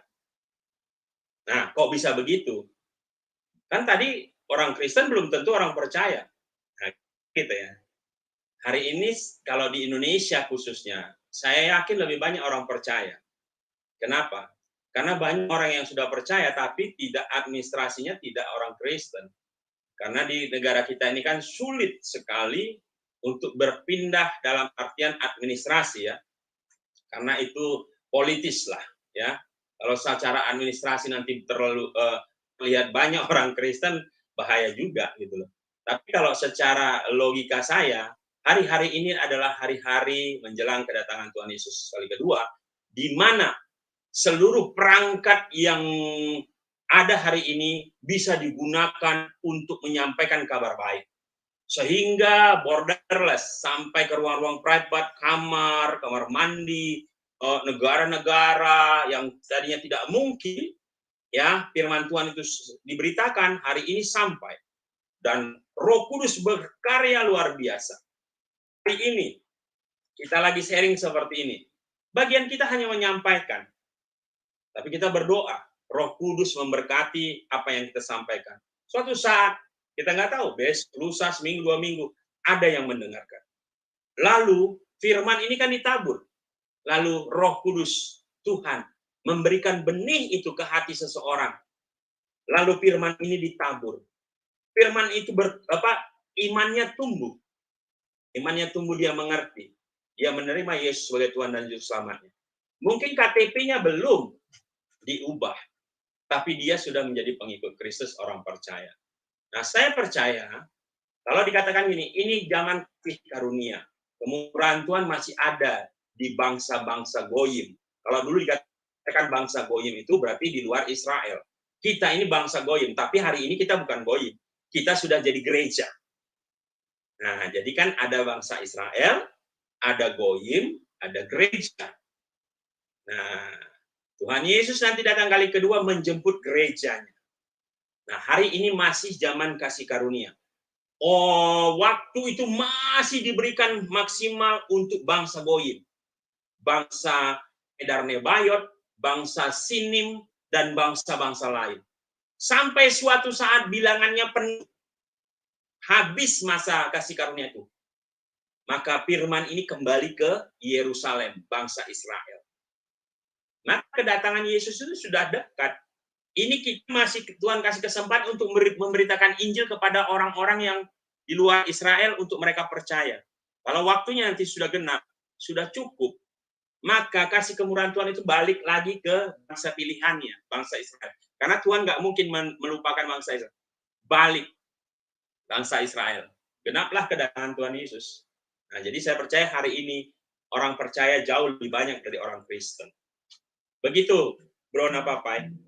Iya, terima kasih Pak. Kalau yang jawaban pertama saya setuju bahwa orang Kristen belum tentu orang percaya, tapi orang percaya sudah pasti Kristen.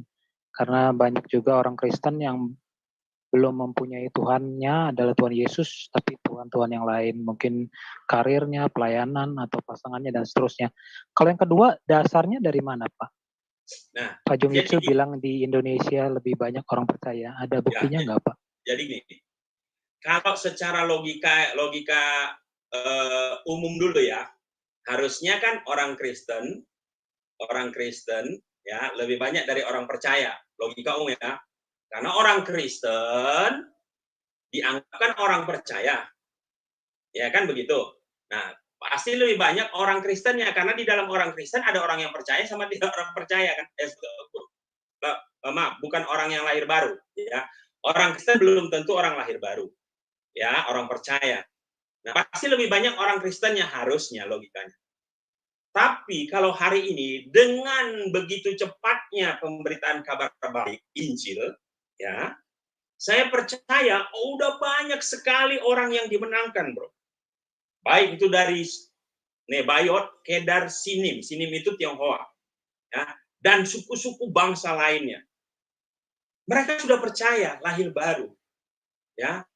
Tapi kalau dilihat dari administrasi KTP Kristen, nah, mereka belum berubah.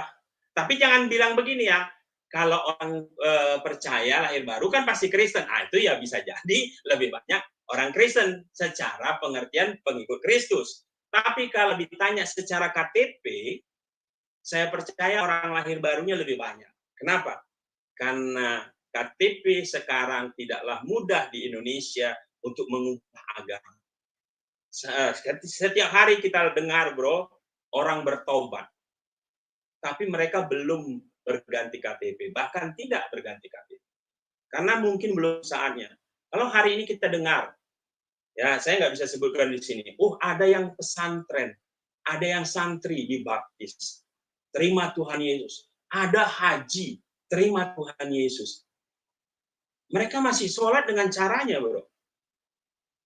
Ya pasti KTP-nya belum ganti. Tapi dia sudah lahir baru.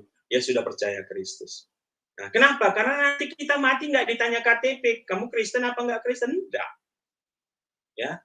Jadi KTP itu tidak ya penting itu untuk administrasi karena kita warga negara Indonesia. Tetapi dalam kerajaan surga sama sekali Kristen dalam artian Kristen tidak penting. Karena bukan orang Kristen yang diselamatkan, tapi Roma 10 ayat 9-10 Ya, ketika kita percaya dengan hati dibenarkan dan dengan mulut kita mengaku diselamatkan, maka engkau lahir baru, engkau menjadi pengikut Kristus. Itulah saya percaya hari-hari ini lebih banyak orang percaya atau lahir baru dibandingkan dengan orang Kristen administrasi ya. Tapi kalau orang Kristen pengertian pengikut Kristus, ya itu seiring. Artinya orang lahir baru pasti pengikut Kristus, pasti orang Kristen. Itu maksud saya bro. Tapi secara real catatan enggak ada. Kita enggak ada itu orang Kristen, semua orang lahir baru pengikut Kristus, mana lebih banyak? Enggak ada. Karena saya tahu catatan BPS kita pun ya kita tahu sama tahu lah gitu. Itu aja bro. Iya, memang kita patut bersyukur sih Pak di Indonesia ini banyak kaum Nebayot dan Mutadin tuh ya.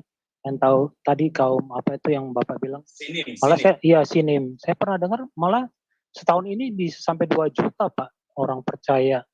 Dan Wow, benar ya. Oh. walaupun KTP-nya masih di luar. Cuma Pak, nah ini mirisnya nih Pak. Buka di Wahyu 2, seluruh dunia orang percaya atau orang Kristen dari 7 cuman 1 loh Pak yang dipuji sama Tuhan, yaitu jemaat Philadelphia. Kita di sini baru 10, berarti cuman 1 nih Pak yang dipuji, yang 6-nya dicela. Bagaimana tuh Pak? 2. Dari 7 itu 2. Ada jemaat Smyrna sama Philadelphia. Yang lainnya marah, Tuhan marah. Ada 2. Smyrna cuman masih ada dikoreksi ya Pak. Kalau yang dipuji cuman dipuji itu 1 yang saya baca sih, Philadelphia. Nah itu gimana Pak? Apakah itu membuktikan bahwa orang percaya sampai nanti akhir zaman hanya cuma 5%, 15% Pak? Enggak. Saya percaya kenapa? Kerinduan Tuhan Yesus itu kan apa? Karena begitu besar kasih Allah akan dunia ini. Jadi prinsipnya Tuhan itu sebenarnya mau sebanyak-banyaknya orang itu diselamatkan. Kenapa? Karena begitu besar kasih Allah akan dunia ini. Ya, tapi sekali lagi saya percaya akan banyak sekali orang yang diselamatkan, lahir baru diselamatkan, ya akan bersama-sama dengan Tuhan. Ya, saya percaya itu. Ya, banyak sekali. Tapi yang menjadi pertanyaan, apakah dia nanti itu di Yerusalem baru, atau di Firdaus, atau di surga yang mana? Ini mungkin akan membedakan. Kenapa? Ya, karena kualitas kita di dalam membangun, mengerjakan keselamatan kita akan berbeda-beda. Nah, jadi itulah yang nanti berbeda kemuliaannya. Nah, contoh, ada orang yang diselamatkan seperti yang mati di kayu salib. Ada orang yang diselamatkan tapi di ujung napasnya di ICU baru percaya Tuhan. Dapat kasih kemurahan Tuhan, selamat juga. Tapi nggak sampai mengerjakan keselamatan. Ada orang percaya lahir baru, tapi tidak mengerjakan keselamatannya dengan kualitas emas, perak, dan permata. Rajin ke gereja, rajin melayani, tapi hanya situ. Tetapi dia tidak menginjil, tidak melayani yang lain dan sebagainya, rajin saja. Ya, dia tidak membunuh, tidak yang lain-lain, tapi hanya rajin saja. Jemaat jemaat setia lah. Tapi ada yang luar biasa melayani pekerjaan Tuhan, melayani Tuhan, bahkan sampai mati martir. Ada yang di pelosok-pelosok daerah sana berjibaku dalam pelayanan. Nah, ini beda-beda orang membangun, mengerjakan keselamatan. Ada dengan kayu, rumput kering, dan jerami. Memang suatu kelak mereka diselamatkan, tapi seperti keluar dari api, gosong. Jadi ibaratnya kita bakar ubi, ada yang gosong, ada yang tidak gosong. Nah, yang gosong ini ya enak juga dimakan, tapi gosong rasanya pahit lah gitu. Kemuliaannya itu beda. Nah, jadi saya percaya, kenapa begitu? Karena Maranatha, Tuhan Yesus datanglah. Maranatha, Tuhan Yesus datanglah itu yang mana sih? Kalau saya tanya di sini, ada yang bisa jawab nggak?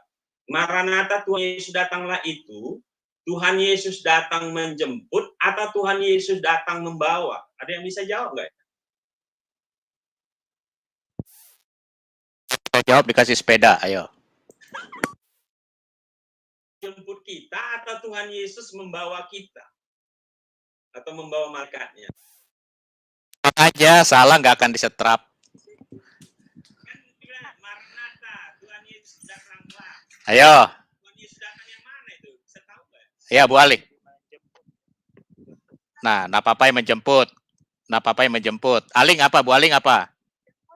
Menjemput. Oke, 2 menjemput. Maranatha itu yang kita rindukan, Tuhan Yesus datang itu segera, itu yang Tuhan Yesus menjemputnya. Tuhan Yesus menjemput kita di awan-awan, kita render, kita diangkat. Kita membawa malaikatnya menjejakkan kaki di bumi. Nah, itu udah mau menghanguskan si iblis antikris. Beda lagi. Itu masa yang nggak enak, masa dan sebagainya ya. Nah, yang kerindu itu Maranatha, Tuhan Yesus datanglah. Nah, kenapa kita Maranatha setiap hari? Tuhan Yesus datanglah. Ya, kita punya motivasi memberitakan Injil terus setiap hari. Kabarkan berita Injil. Kenapa? Supaya Injil ini sampai ke seluruh telinga orang.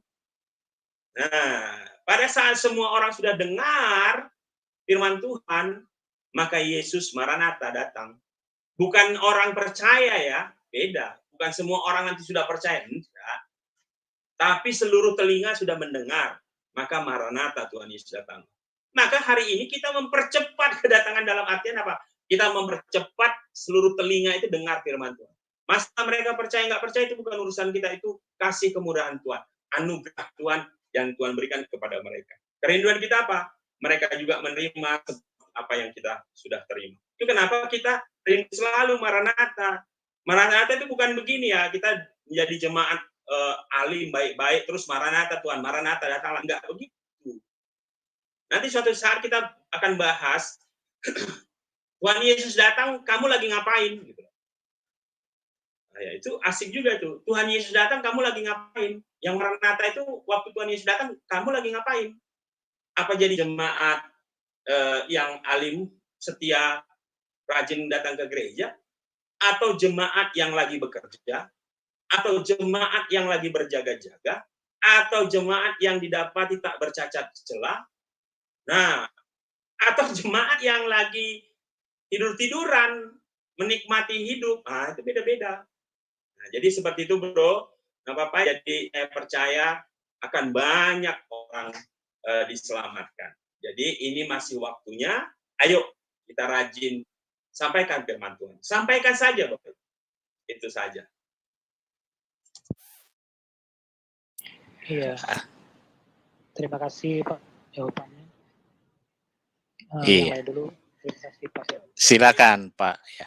Pewahyuan 7 jemaat itu ada bukunya, menarik ini. Ada ini saya punya bukunya Pak Obajat Tanto Setiawan.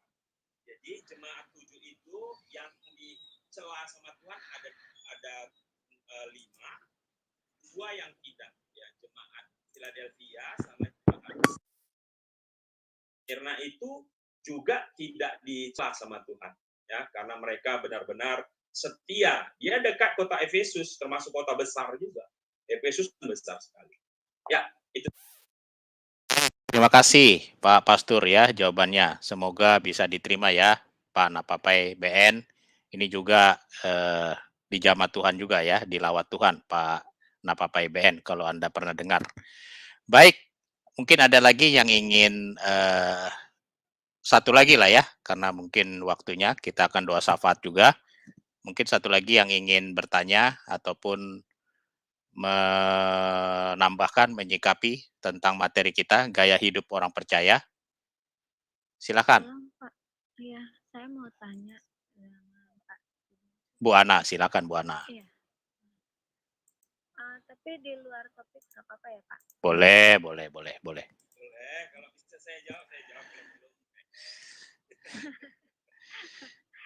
Iya, ini Pak, kan tidak boleh sembarangan menyebut nama Tuhan. Itu dalam arti seperti apa ya Pak? Apakah contohnya gini, seperti saya kalau naik bis, lalu bisnya jalannya kencang, spontan kan pasti saya bilang, darah Yesus, nah, seperti itu. Apakah itu termasuk dibilang sembarang gitu Pak? Terima kasih Pak. Ya, kalau saya pikir kalau darah Yesus itu nggak sembarangan lah ya. Mungkin orangnya yang memang latah ya. Kan semuanya kembali kepada hatinya sebenarnya ya. Nah, cuman memang begini, kalau orang Israel itu kan sangat menghargai, menghormati, mengagungkan nama Tuhan. Sehingga Tetragrammaton itu kan YHWH itu nggak disebut ya. Nggak Yahweh begitu, nggak Adonai, ya Elohim. Jadi sangat menghargai. Nah, sama kita itu juga, cuman kita ini kan berbeda. Kita ini hidup di zaman kasih karunia, kemurahan Tuhan. Dan bangsa Israel itu hidup dulu tidak bisa seperti kita. Ya, mereka nggak berani datang kepada Bapa Tuhan itu, dan harus ada perantara. Maka mereka sangat-sangat mengagungkan Tuhan itu, ya, karena mereka nggak berani datang. Beda dengan kita. Kita ini dikatakan kita ini anak yang dikasihi. Kita ada pendamai, ada juru selamat, ada advokat, pembela, yaitu Yesus Kristus. Nah, jadi ketika kita datang kepada Bapa itu nggak ada rasa takut, karena di dalam kebenaran itu tidak ada, di dalam kemerdekaan kebenaran itu tidak ada rasa takut. Nah, jadi ketika kita menyebut Bapa Tuhan itu ya karena hati kita. Jadi bukan oh Bapa Tuhan kau baik itu karena terpaksa, karena cara menyembah begitu, bukan. Karena memang timbul dari hati yang paling dalam. Bagaimana kita mau memuji Bapa yang baik itu ya keluar saja. Nah, pertanyaan bagaimana dengan orang yang mengucapkan nama Tuhannya dengan sembarangan? Saya pikir nama Tuhan yang sembarang itu contoh begini. Tuhan besar, Tuhan luar biasa, siap itu bunuh. Tuhan besar, Tuhan luar biasa, siap itu marah-marah. Tuhan besar, Tuhan luar biasa, Tuhan baik, siap itu sakit hati. Nah, itu sembarangan, artinya tidak sesuai dengan mulut berkataan dengan hatinya, gitu. Dengan yang sebenarnya.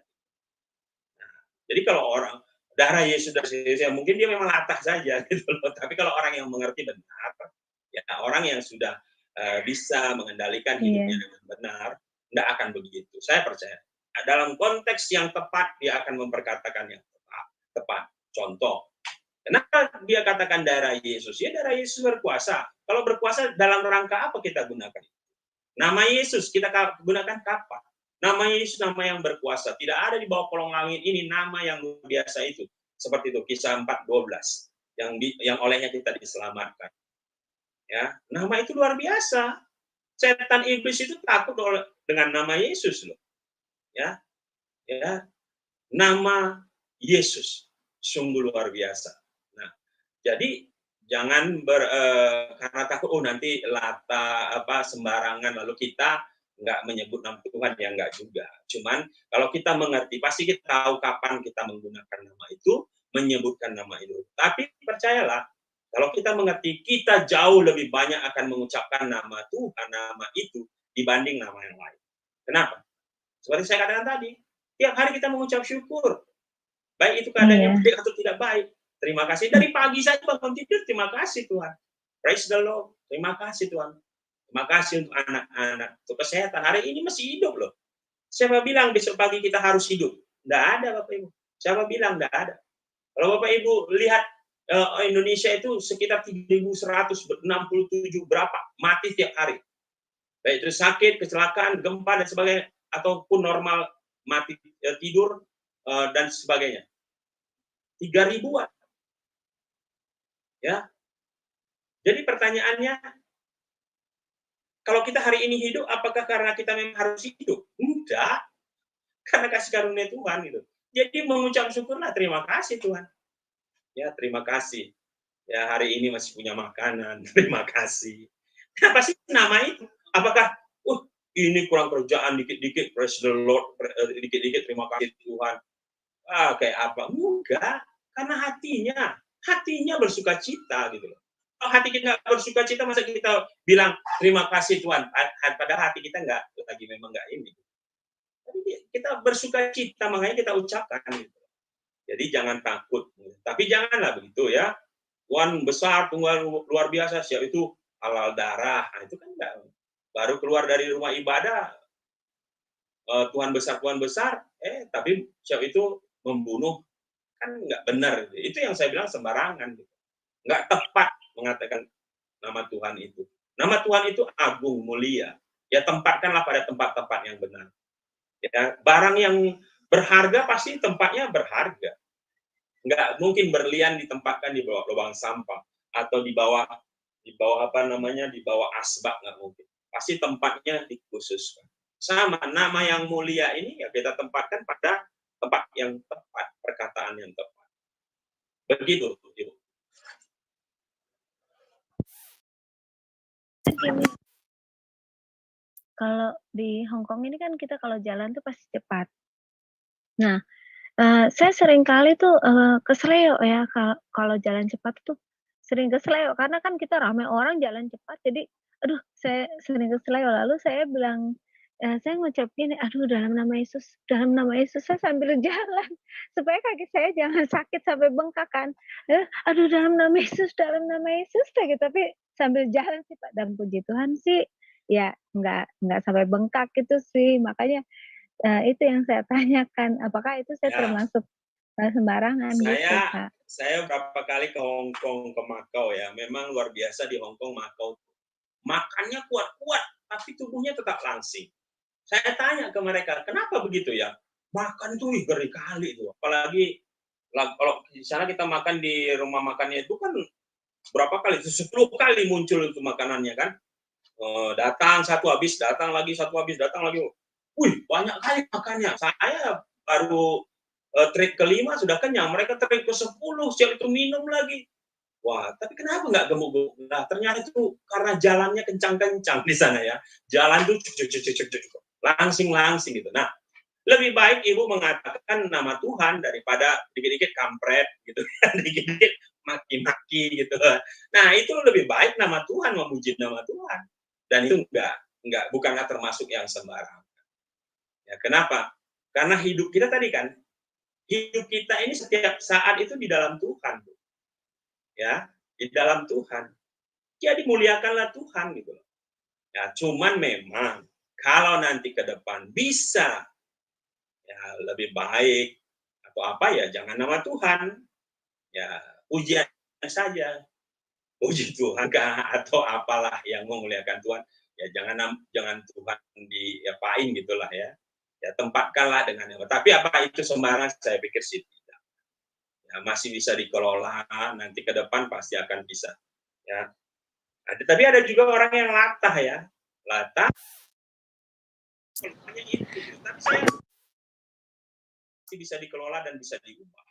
Ya berdoa saja minta sama Tuhan supaya perkataan yang benar ini perkataan yang keluar dari mulut kita adalah perkataan benar yang bisa terkontrol gitu. Gitu, Bu. Cukup, Ibu Ana? Iya, Pak. Terima kasih. Terima kasih, Bu Ana. Luar biasa pertanyaannya. Karena memang sering juga Pak Pastor ya, kalau saya lihat di sini ada yang saya pernah lihat ya. Jadi sedikit-sedikit kalau misalnya dia kaget, darah Yesus kan dikagetin, darah Yesus. Nah, menurut saya itu terlampau nggak boleh lebay ya. Jangan sampai itu kan bisa aja ya pakai kata-kata lain ya, tapi jangan jorok gitu ya. Kecuali kalau memang kita di dalam pesawat, nah ini juga saya mau pertanyakan Pak Pastor. Kalau kita di dalam pesawat ya di atas ya kan kadang ada goncangan gitu kan. Nah, itu kan ada yang orang berdoanya tenang, ada yang darah Yesus ini kan setiap goncangan darah Yesus. Berapa kali dia goncangan darah Yesus terus kan menurut saya ini udah nggak ini juga gitu. Alangkah bagusnya ya berdoa dengan tenang atau bagaimana Pak? Apa memang itu alami ya bisa dimaklumin gitu? Nah, kalau saya sih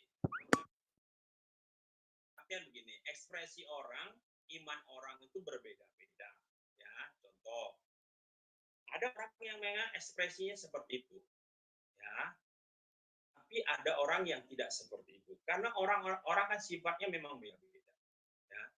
Tapi iman orang pun akan mempengaruhi. Contoh, ada orang yang umpamanya di pesawat sana, ya umpamanya lagi turbulensi ya. Saya pernah itu ya, waktu dari Jakarta ke Medan, itu menjelang bandara yang baru ya.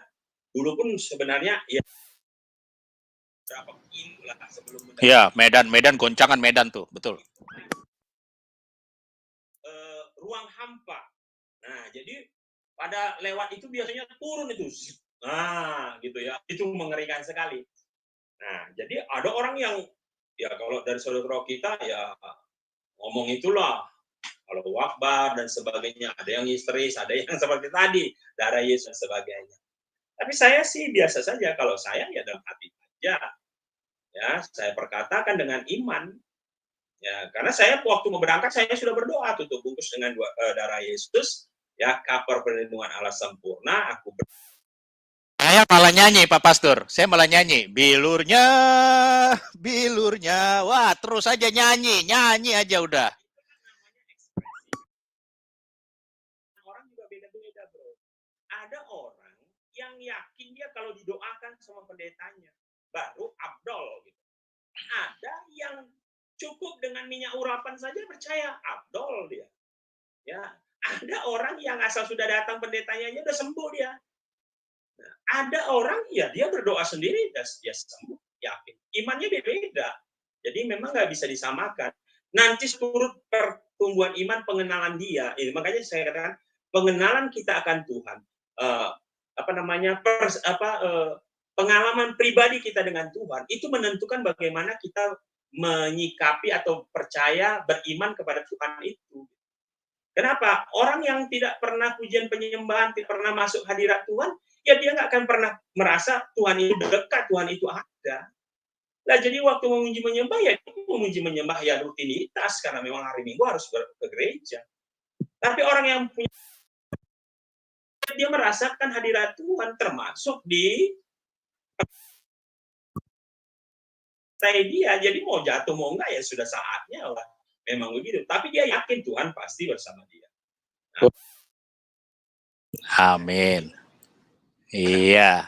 Tapi yang boleh saya ada yang nyanyi begini loh, bro. Jangankan bilurnya. Ada yang nyanyi bulirnya. Kebalik. Aduh, iya.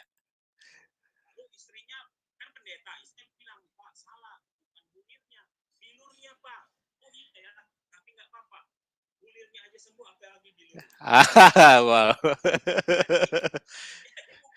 Bukan penyembahan kita dan sebagainya. Iya. Baik, tadi siapa yang mau? Siapa ini? Pak David. Ya. Iya, Pak, iya. Siapa ini? Coba dicek ya, Pak. Itu biasanya dia yang masih makan saksang dan pendoa. Biasanya kalau itu, coba nanti cek deh, Pak. Karena beberapa orang yang pernah lawar atau saksang yang ada darahnya dan dia pendoa, dia latahnya sebut itu. Iya, terserah ya apa penyampaiannya ya itu kita terserah kita ya. Baik, terima kasih Pak David. Silakan Pak David. Ya, begini ya. Komentari itu pengalaman saya begini. Kalau kita artinya darah Yesus itu, darah itu kan mencuci. Nah, mencuci dosa-dosa kita.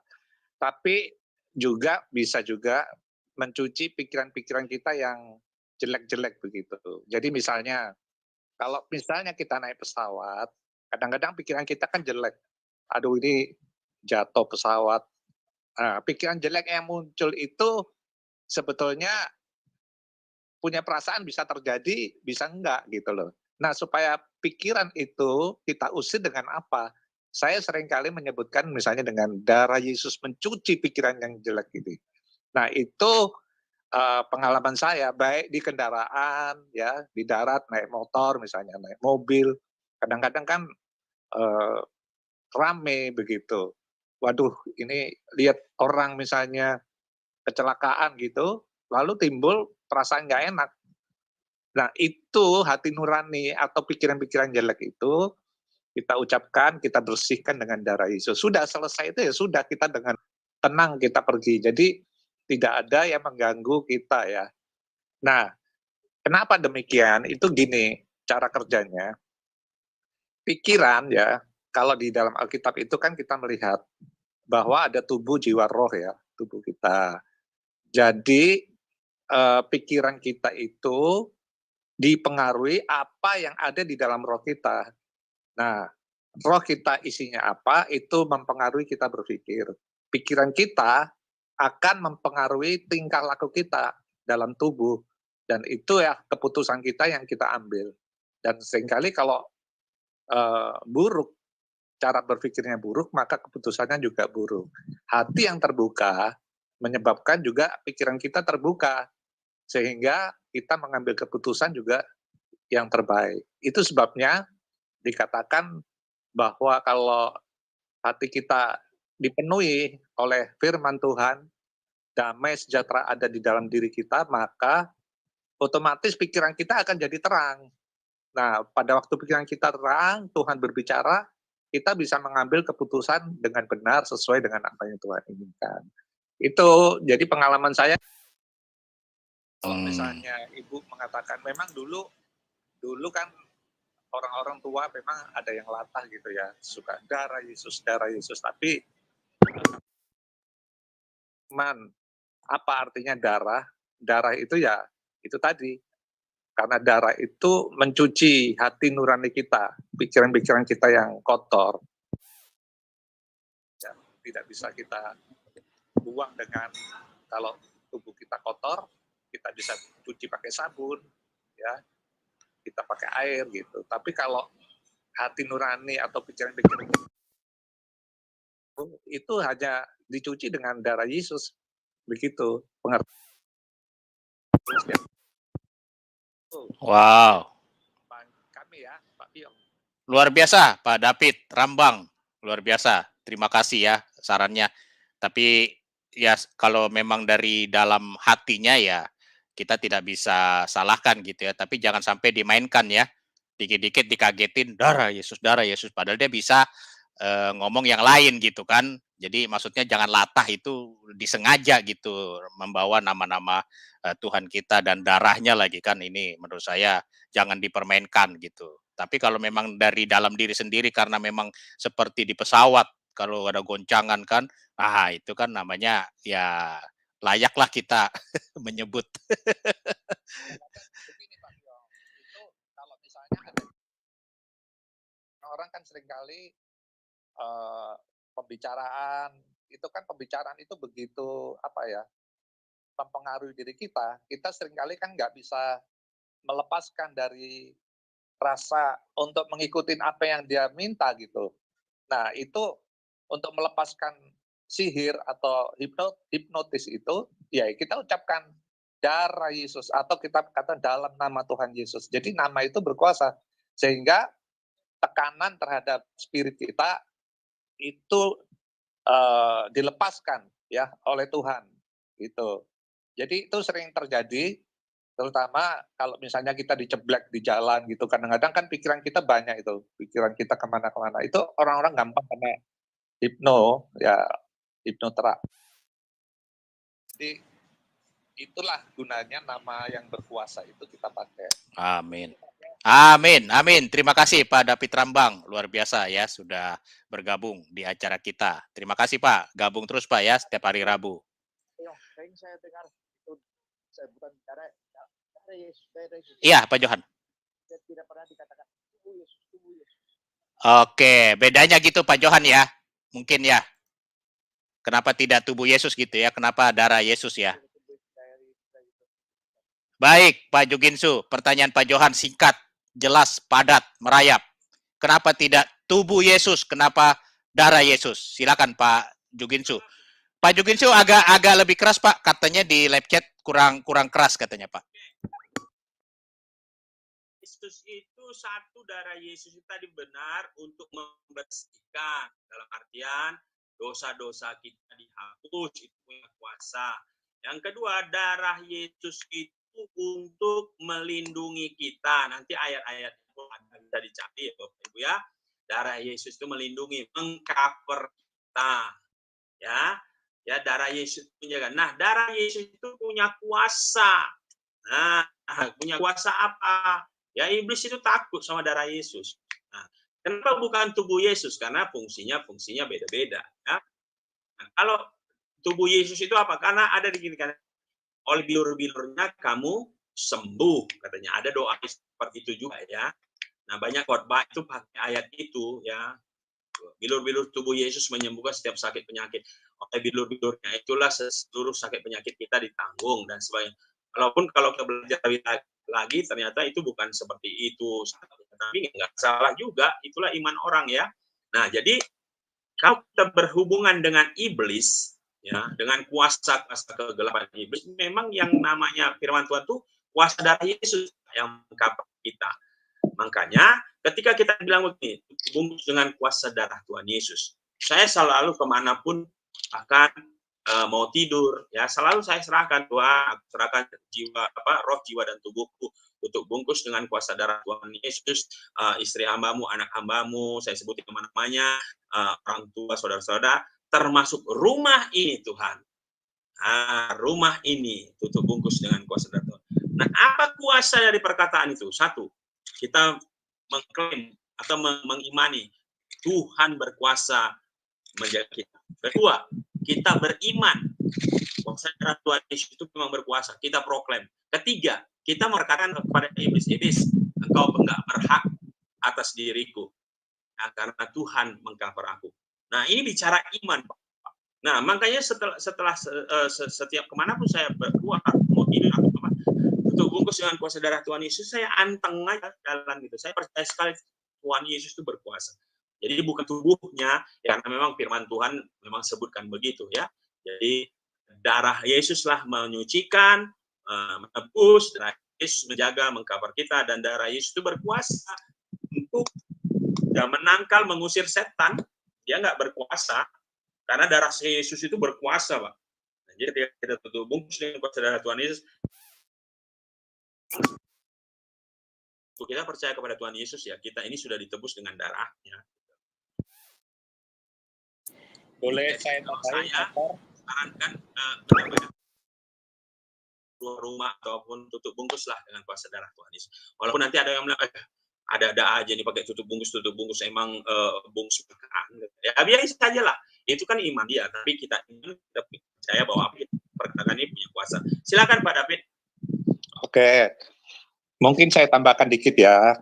Kalau kita merujuk ke Perjanjian Lama, itu kan korban dengan darah. Nah, itu tertulis di dalam Imamat pasal 17, ayat 14 itu berkata demikian. Karena darah itulah nyawa segala makhluk.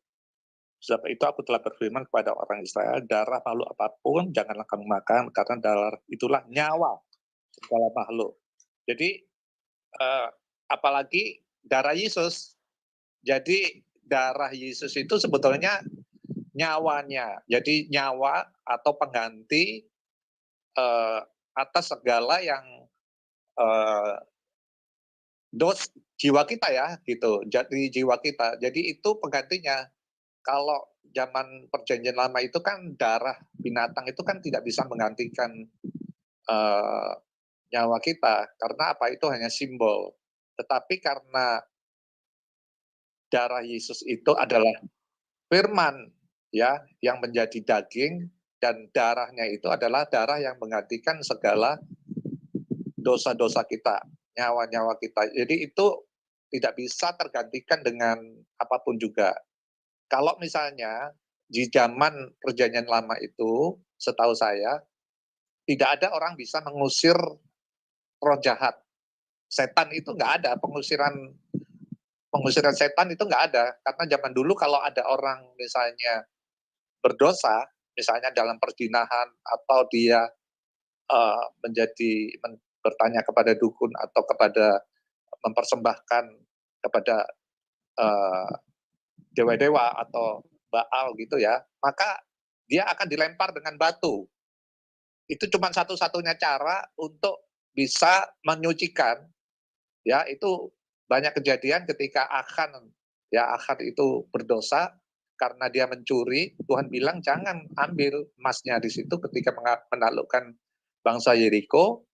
Maka satu-satunya jalan ya dia dilempar dengan batu sehingga semua mati. Nah, di dalam Perjanjian Baru karena korban darah Yesus, orang yang begitu yang misalnya ada roh jahat, ya satu-satunya jalan maksudnya tidak bisa dilempar dengan batu seperti perjanjian baru ya untuk melepaskan, tetapi dengan doa pelepasan. Nah, melalui itu aja Pak. Terima kasih. Terima kasih Pak David Rambang, luar biasa ya penambahannya. Pak Johan cukup ya? Iya, cukup ya.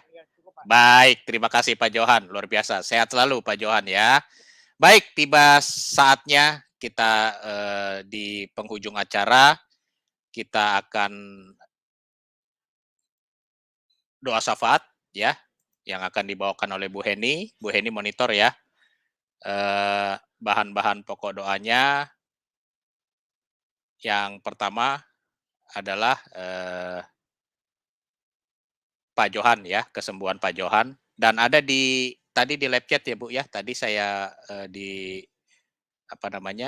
privat itu Pak Derek Gusti ya, dia ada pergumulan tapi tidak diberitahu pergumulannya apa. Ya ini luar biasa juga Pak Derek Gusti ya, pelayanan juga di dalam YouTube, tapi dia mohon doanya Bu karena ada pergumulan. Ya apapun pergumulannya ya semuanya kita serahkan ke dalam tangan Tuhan ya. Tuhan pasti tahu apa yang menjadi pergumulan dari Pak Derek Gusti. Itu ya Bu, Pak Johan, Pak Derek Gusti, lalu Lolita dalam pekerjaan. Oh iya Bu, mohon doa juga karena bulan depan sudah Desember, tepat 1 tahun juga PPA berdiri ya, dan Natal juga Piyong 77. Jadi doakan untuk Natal Piyong 77 dan PPA ya. Kita doakan ya, kita kalau memang nanti ada berkat rezeki kita berbagi kepada hamba-hamba Tuhan. Itu Bu yang menjadi bahan doa. Ada lagi yang ingin didoakan? Yang di live chat adakah yang ingin didoakan? Saya coba cek sebentar. Ya, sementara belum ada ya. Ya, semuanya aja Bu ya, yang di live chat didoakan secara umum semua. Ya, penonton di luar sana yang mungkin masih dalam pergumulan karena penyakit corona ataupun karena masalah beban yang menghimpit ya, perekonomian semuanya kita pasti merasakan ya karena kondisi seperti ini. Tetapi percaya Tuhan Yesus tidak tinggal diam. Dia punya cara untuk mengeluarkan kita dari himpit duniawi ini. Mungkin itu ada yang ingin didoakan lagi? Kalau tidak ada, silakan Ibu Heni untuk bisa berdoa syafaat. Silakan Bu Heni. Terima kasih Pastor Juginsu untuk pengajarannya hari ini yang sangat-sangat luar biasa. Saya percaya bukan hanya kita mendengar, tetapi kita juga menjadi pelaku dari firman Tuhan ya. Baik ya, saya mau mengundang Bapak Ibu yang ada di room, juga yang ada di live, untuk kita bersatu di dalam doa ya. Mari kita satukan hati. Allah Bapa yang kami sembah di dalam nama Tuhan Yesus, kami sangat mengucap syukur dan berterima kasih bahwa Engkau sungguh baik dan sangat-sangat memiliki hati yang ingin kami diselamatkan dari kebinasaan kekal ini ya Bapa. Bapa, pengajaran-Mu mengajarkan kami untuk hidup baru agar seluruh keberadaan hidup kami menjadi hidup yang sempurna di dalam Engkau. Seperti firman-Mu berkata, hendaknya Engkau sempurna, hendaknya Engkau kudus, itulah kehendak-Mu ya Bapa. Kehendak-Mu agar kami bukan hanya sebagai menjadi pelaku firman Tuhan, tetapi kami juga bisa menyatakan, mewartakan Injil ini kepada siapapun. Bapa, mampukan kami, biarlah melalui pengajaran firman ini kami menerapkan, kami bersekutu ini dengan Engkau ya Bapa. Kami bisa mempermuliakan Engkau Bapa, dan karena kami tahu di saat kami bersekutu dengan Engkau ada berkat khusus pada kami ya Bapa, di mana kami akan terus didewasakan di dalam Engkau, bahkan kami terukir indah di dalam Engkau ya Bapa. Kami tertanam berbuah-buah lebat Tuhan.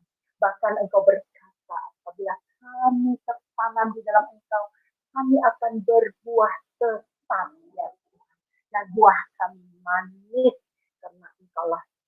sumber kehidupan kami.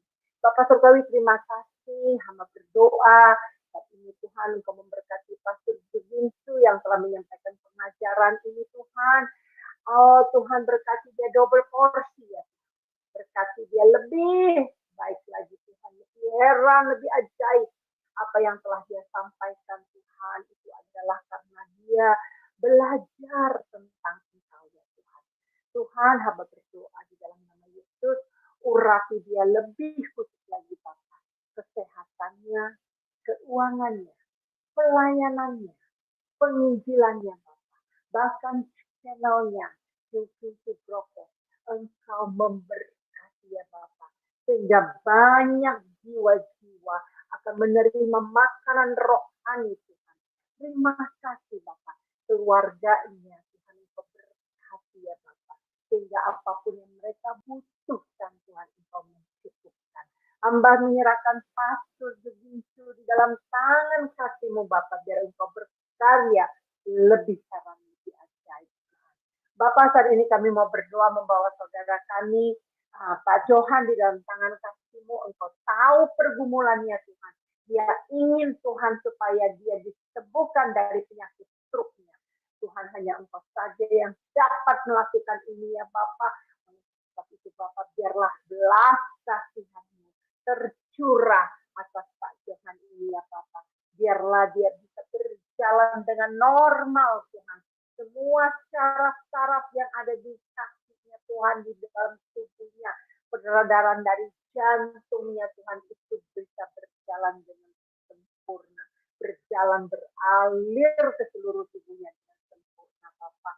Bapak, biarlah Engkau Tuhan yang begitu yang menyayangi dan memperhatikan Pak Johan bisa memberikan kesembuhan ini di dalam nama Tuhan Yesus.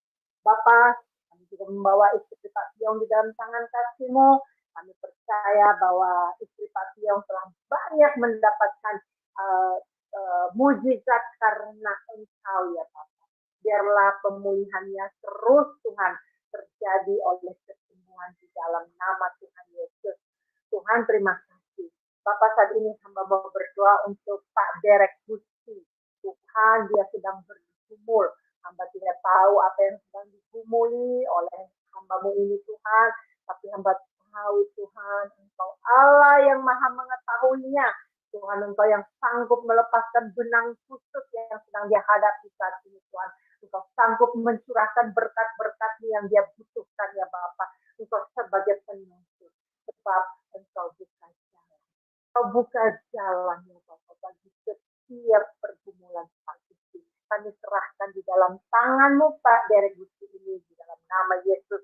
Bapak, saat ini kami mau membawa teman saudara kami Lolita di dalam tangan kasih-Mu Tuhan. Oh Tuhan, hamba berdoa secara khusus ya Tuhan, mari Tuhan Engkau menjamah Lolita Tuhan. Terus Tuhan berikan dia kesehatan, berikan dia kemampuan, berikan dia hikmat, bisa menangkap isi hati-Mu ya Bapak. Bahkan di dalam pekerjaannya juga Tuhan, Engkau campur tangan. Tutup bungkus dia yang ada di Malaysia ya Tuhan. Biarlah penyertaan-Mu menyertai Lolita dengan hidupnya yang terus mendekat kepada-Mu ya Bapak. Oh Tuhan, terima kasih hamba percaya Engkau akan tambah-tambahkan hikmat marifat-Mu atas anak-Mu ini Tuhan. Terima kasih ya Bapak. Saat ini juga kami mau berdoa untuk PPA kami ya Bapak. PPA ini telah berjalan 1 tahun, kami mengucap syukur. Ini semua karena kehendak-Mu ya Bapak. Engkau yang memakai PPA ini untuk menyampaikan pembelajaran firman Tuhan. Biarlah Bapak PPA ini terus bertumbuh Tuhan untuk kemuliaan nama-Mu. Kami serahkan PPA ini di dalam tangan kasih-Mu ya Bapak. Dan sebentar Tuhan kami mau menghadapi Natal, Tuhan merayakan kedatangan-Mu di dunia ini. Oh, PPA ini merencanakan untuk melaksanakan kebaktian Natal Tuhan bersama ya Bapak. Tuhan, hamba berdoa ya Bapak, tolong Tuhan Engkau bukakan jalan, Engkau tunjukkan siapa yang menjadi pembicaranya. Bahkan Tuhan, Engkau Tuhan yang menyediakan seluruh kebutuhan PPA ini ya Bapak. Tuhan, aku berdoa di dalam nama Yesus, biarlah PPA ini menjadi kemuliaan nama-Mu. Biarlah melalui TPA ini Tuhan, banyak anak-anakmu yang bertumbuh di dalam Engkau. Tuhan terima kasih. Hamba serahkan TPA Channel Tiong 77 ini dalam tangan kasih-Mu, bekerja lebih dahsyat lagi Tuhan. Oh, lebih dahsyat lagi ya Bapak. Terima kasih ya Bapak. Bapak, saat ini juga kami mau berdoa untuk teman-teman kami yang di room, yang membutuhkan Engkau, serta yang di live chatting, bahkan yang akan mendengarkan nanti siaran ini Tuhan. Apapun yang menjadi pergumulan mereka Tuhan, Engkau tahu ya Bapak. Tolong mereka ya Tuhan. Tolong anak-anak-Mu ini ya Bapak. Sehingga apa yang mereka rindukan Tuhan, Engkau kabulkan ya Bapak. Oh Tuhan, kalau mereka membutuhkan kesehatan dari Engkau ya Tuhan, tolong jamah tubuh mereka yang lemah, yang sakit ya Bapak, supaya disembuhkan di dalam nama Tuhan Yesus. Juga Tuhan yang membutuhkan terobosan ekonomi Tuhan, Engkau juga yang begitu campur tangannya Tuhan, Engkau yang membukakan jalan, memberikan pekerjaan yang baru bagi anak-anak-Mu Tuhan, supaya mereka dicukupkan ya Bapak. Tuhan, apapun yang menjadi kerinduan mereka, kalau mereka ingin menyintil saudara mereka, kalau mereka ingin menyampaikan firman kepada keluarga besar mereka, Tuhan urapi bibir kami ini Tuhan, supaya kami bisa menyampaikan isi hati. Bapak Surgawi, terima kasih. Untuk saat ini juga Tuhan, kami mau berdoa untuk bangsa dan negara kami Indonesia. Kami tahu Tuhan begitu banyak kuasa-Mu yang mengalir Tuhan, banyak kasih-Mu mengalir selama ini, sehingga banyak jiwa-jiwa yang bertobat, banyak orang-orang yang mengenal Engkau sebagai Tuhan dan Juru Selamat. Tuhan, hamba berdoa biarlah Indonesia penuh revival-Mu Tuhan. Hamba memanggil jiwa-jiwa dari utara, timur, selatan, barat Tuhan, biarlah mereka datang sujud menyembah kepada-Mu. Tuhan, kalau kami menginjil Tuhan, karena Engkau ingin mereka selamat Tuhan, supaya mereka tidak binasa ya Tuhan. Biarlah mereka bisa menangkap pesan ini ya Bapak. Kami bukan mengkristenkan Tuhan, tetapi ingin menyelamatkan mereka di dalam dosa maut ini Tuhan. Karena hanya Engkau Tuhan Yesus yang bisa menebus dosa manusia. Karena Engkau satu-satunya jalan kebenaran dan hidup. Tidak seorang pun sampai ke rumah Bapa kalau tidak melalui Engkau ya Tuhan. Oleh sebab itu Bapak, kami rindu Tuhan. Banyak keluarga kami, saudara kami, teman-teman kami, bahkan rekan-rekan kami Tuhan. Mereka bisa mengenal Engkau sebagai Tuhan dan Juru Selamat. Mampukan kami berdiri tegak di dalam Engkau untuk menyampaikan pemberitaan Injil ini Tuhan. Supaya mereka diselamatkan. Karena Engkau yang mengatakan oleh kasih karunia-Mu Tuhan. Engkau menyelamatkan seisi dunia ini. Bagi siapa yang meresponi panggilan-Mu Tuhan. Terima kasih ya Bapak. Inilah pertemuan kami TPA Tuhan malam ini Tuhan. Di Indonesia kami serahkan di dalam tangan-Mu. Biarlah semuanya Tuhan dengar doa permohonan kami ini Tuhan. Hanya di dalam satu nama, yaitu di dalam nama Tuhan Yesus Kristus. Haleluya. Amin. Baik, amin, amin, amin. Terima kasih Bu Heni untuk doa syafaatnya. Baik, kita langsung ke doa berkat Pak Pastor Jugensu untuk kita boleh mendapatkan berkatnya. Sebentar Pak Pastor, iya, biar ini dulu, iya.